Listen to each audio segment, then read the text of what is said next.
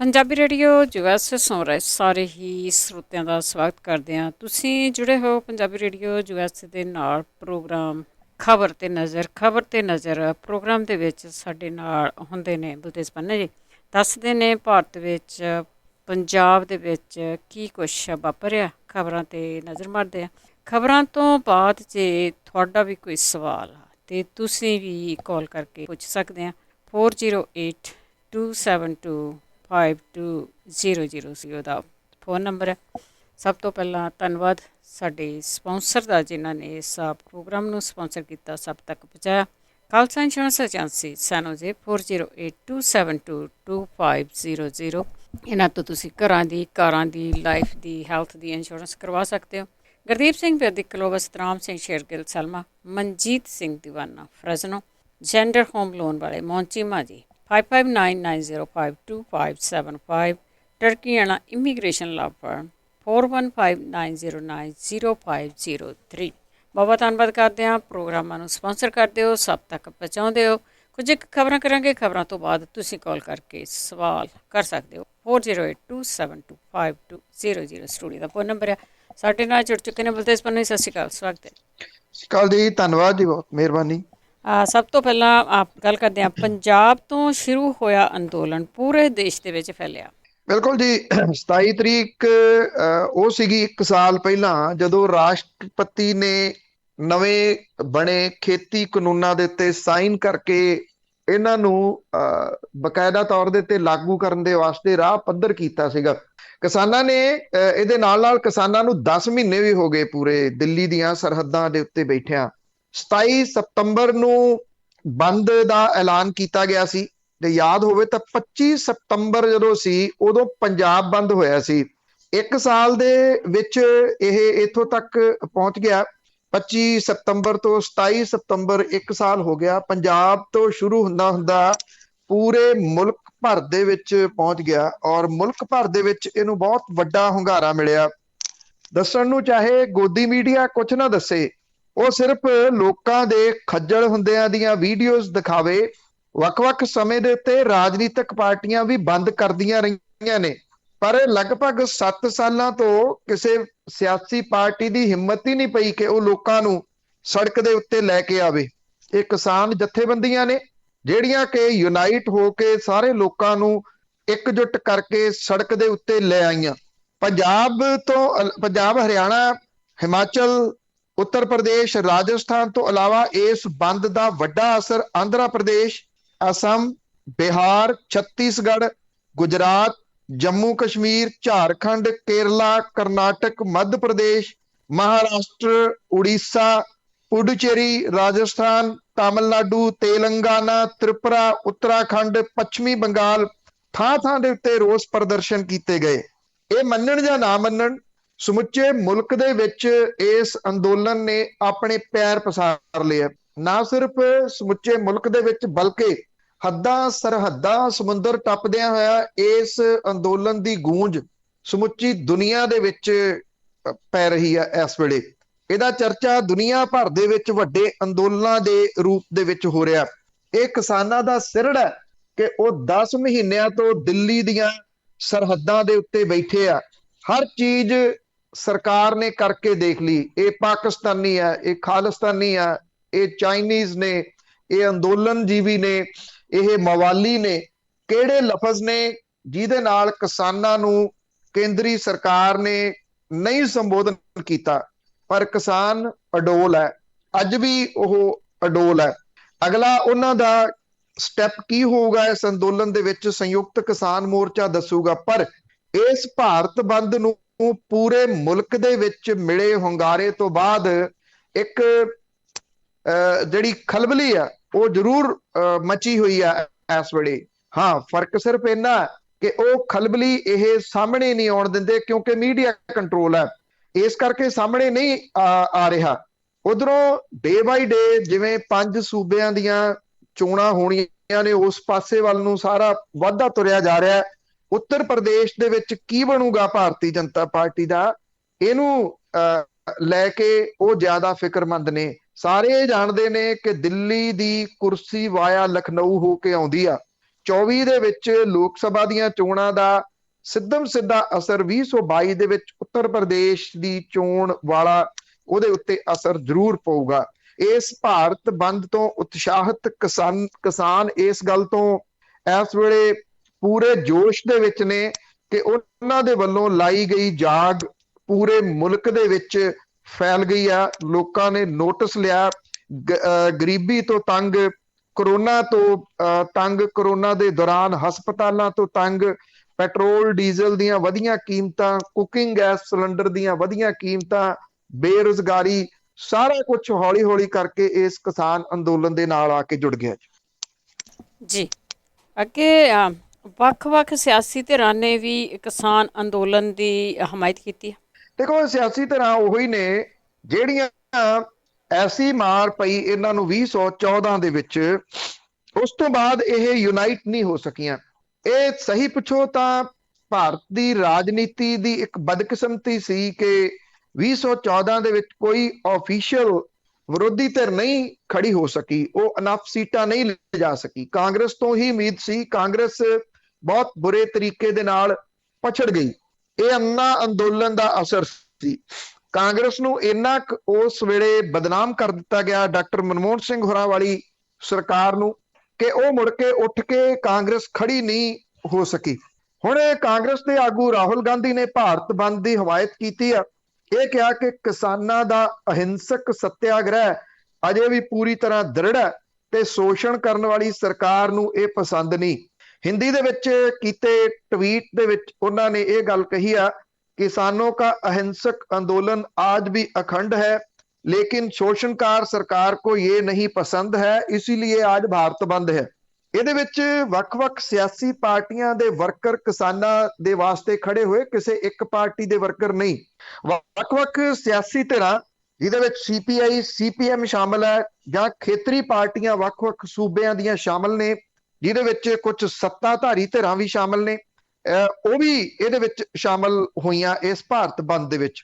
Professor ਲక్ష్ਮੀਕਾਂਤ Chawla ਨੇ, ਜਿਹੜੇ ਕਿ ਭਾਜਪਾ ਦੇ ਸਾਬਕਾ ਮੰਤਰੀ ਨੇ, ਉਹਨਾਂ ਨੇ ਇਹ ਗੱਲ ਆਖੀ ਕਿ ਕਿਸਾਨ ਮਸਲੇ ਦਾ ਛੇਤੀ ਹੱਲ ਕੀਤਾ ਜਾਵੇ, ਖੇਤੀ ਕਾਨੂੰਨਾਂ ਦਾ ਵਿਰੋਧ ਕਰ ਰਹੇ ਕਿਸਾਨਾਂ ਦੀ ਗੱਲ ਸੁਣੀ ਜਾਵੇ, ਉਹ ਕਿੰਨੇ ਪਰੇਸ਼ਾਨ ਹੋ ਰਹੇ ਨੇ, ਸਰਕਾਰ ਇਹਦਾ ਨੋਟਿਸ ਲਵੇ। ਇਹ ਗੱਲਾਂ ਇੱਕ ਭਾਜਪਾ ਆਗੂ ਦੇ ਵੱਲੋਂ ਕਹਿਣੀਆਂ, ਇਹਦੇ ਵੱਡੇ ਮਾਇਨੇ ਕੱਢੇ ਜਾ ਸਕਦੇ ਨੇ। ਭਾਰਤ ਬੰਦ ਦੇ ਦੌਰਾਨ ਕਿਸੇ ਜਗ੍ਹਾ ਦੇ ਉੱਤੋਂ ਹਿੰਸਾ ਦੀ ਖਬਰ ਨਾ ਆਉਣੀ, ਇਹ ਵੀ ਇਹਨੇ ਵੀ ਜਿਹੜੀਆਂ ਸਿਆਸੀ ਧਿਰਾਂ ਨੇ ਉਹ ਨਾਲ ਜੋੜੀਆਂ ਨੇ, ਕਿਉਂਕਿ ਜਦੋਂ ਕਿਸਾਨ ਸੰਘਰਸ਼ ਸ਼ੁਰੂ ਹੋਇਆ ਸੀ ਸਿਆਸੀ ਧਿਰਾਂ ਨੂੰ ਇਹ ਸੀ ਕਿ ਇਹ ਹਿੰਸਕ ਹੋ ਜਾਊਗਾ ਤੇ ਇਸ ਕਰਕੇ ਸਿਆਸੀ ਧਿਰਾਂ ਇਹਦੇ ਨਾਲ ਜੁੜਨ ਤੋਂ ਡਰਦੀਆਂ ਸੀ।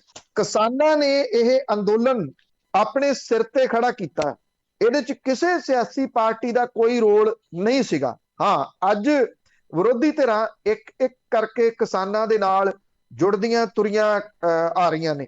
ਬਿਨਾਂ ਕਿਸੇ ਸ਼ੱਕ ਦੇ ਇਹ ਕਿਸਾਨਾਂ ਦੇ ਇਸ ਅੰਦੋਲਨ ਨੂੰ ਬੂਸਟ ਕਰੂਗੀ ਇਹ ਚੀਜ਼, ਕਿਉਂਕਿ ਇੱਥੇ ਇੱਕ ਗੱਲ ਨਹੀਂ ਭੁੱਲਣੀ ਚਾਹੀਦੀ ਕਿ ਜਿਹੜੀਆਂ ਵਿਰੋਧੀ ਧਿਰਾਂ ਨੇ ਉਹਨਾਂ ਦਾ ਦਬਾਅ ਵੀ ਕੰਮ ਕਰਦਾ ਹੈ। ਖਾਸ ਤੌਰ ਦੇ ਉੱਤੇ ਕੇਂਦਰ ਦੇ ਵਿੱਚ ਜਿਹੜੀਆਂ ਸਿਆਸੀ ਧਿਰਾਂ ਨੇ ਉਹਨਾਂ ਦਾ ਦਬਾਅ ਕੰਮ ਜ਼ਰੂਰ ਕਰਦਾ। ਖੇਤਰੀ ਪਾਰਟੀਆਂ ਦਾ ਦਬਾਅ ਉਹਨਾਂ ਕੰਮ ਨਹੀਂ ਕਰਦਾ ਜਿੰਨਾ ਕਰਨਾ ਚਾਹੀਦਾ।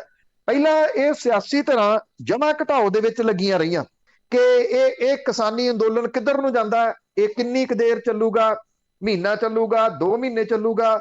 ਜਦੋਂ ਚਲਦਿਆਂ ਅੱਜ ਇਹ ਕਿਸਾਨ ਅੰਦੋਲਨ ਦਿੱਲੀ ਦੀਆਂ ਸਰਹੱਦਾਂ ਦੇ ਉੱਤੇ 10 ਮਹੀਨੇ ਮੁਕੰਮਲ ਕਰ ਚੁੱਕਿਆ ਹੋਇਆ ਤੇ ਹੁਣ ਵਿਰੋਧੀ ਧਿਰਾਂ ਦੀ ਇਹ ਮਜਬੂਰੀ ਬਣ ਗਈ ਆ ਕਿ ਉਹ ਇਸ ਕਿਸਾਨੀ ਅੰਦੋਲਨ ਦਾ ਸਮਰਥਨ ਕਰਨ। ਜੀ, ਅਮਰਪ੍ਰੀਤ ਦਿਓਲ ਨੂੰ ਐਡਵੋਕੇਟ ਲਾ ਕੇ ਪੰਜਾਬ ਸਰਕਾਰ ਨੇ ਨਵਾਂ ਹੀ ਵਿਵਾਦ ਛੇੜਿਆ ਹੋਇਆ।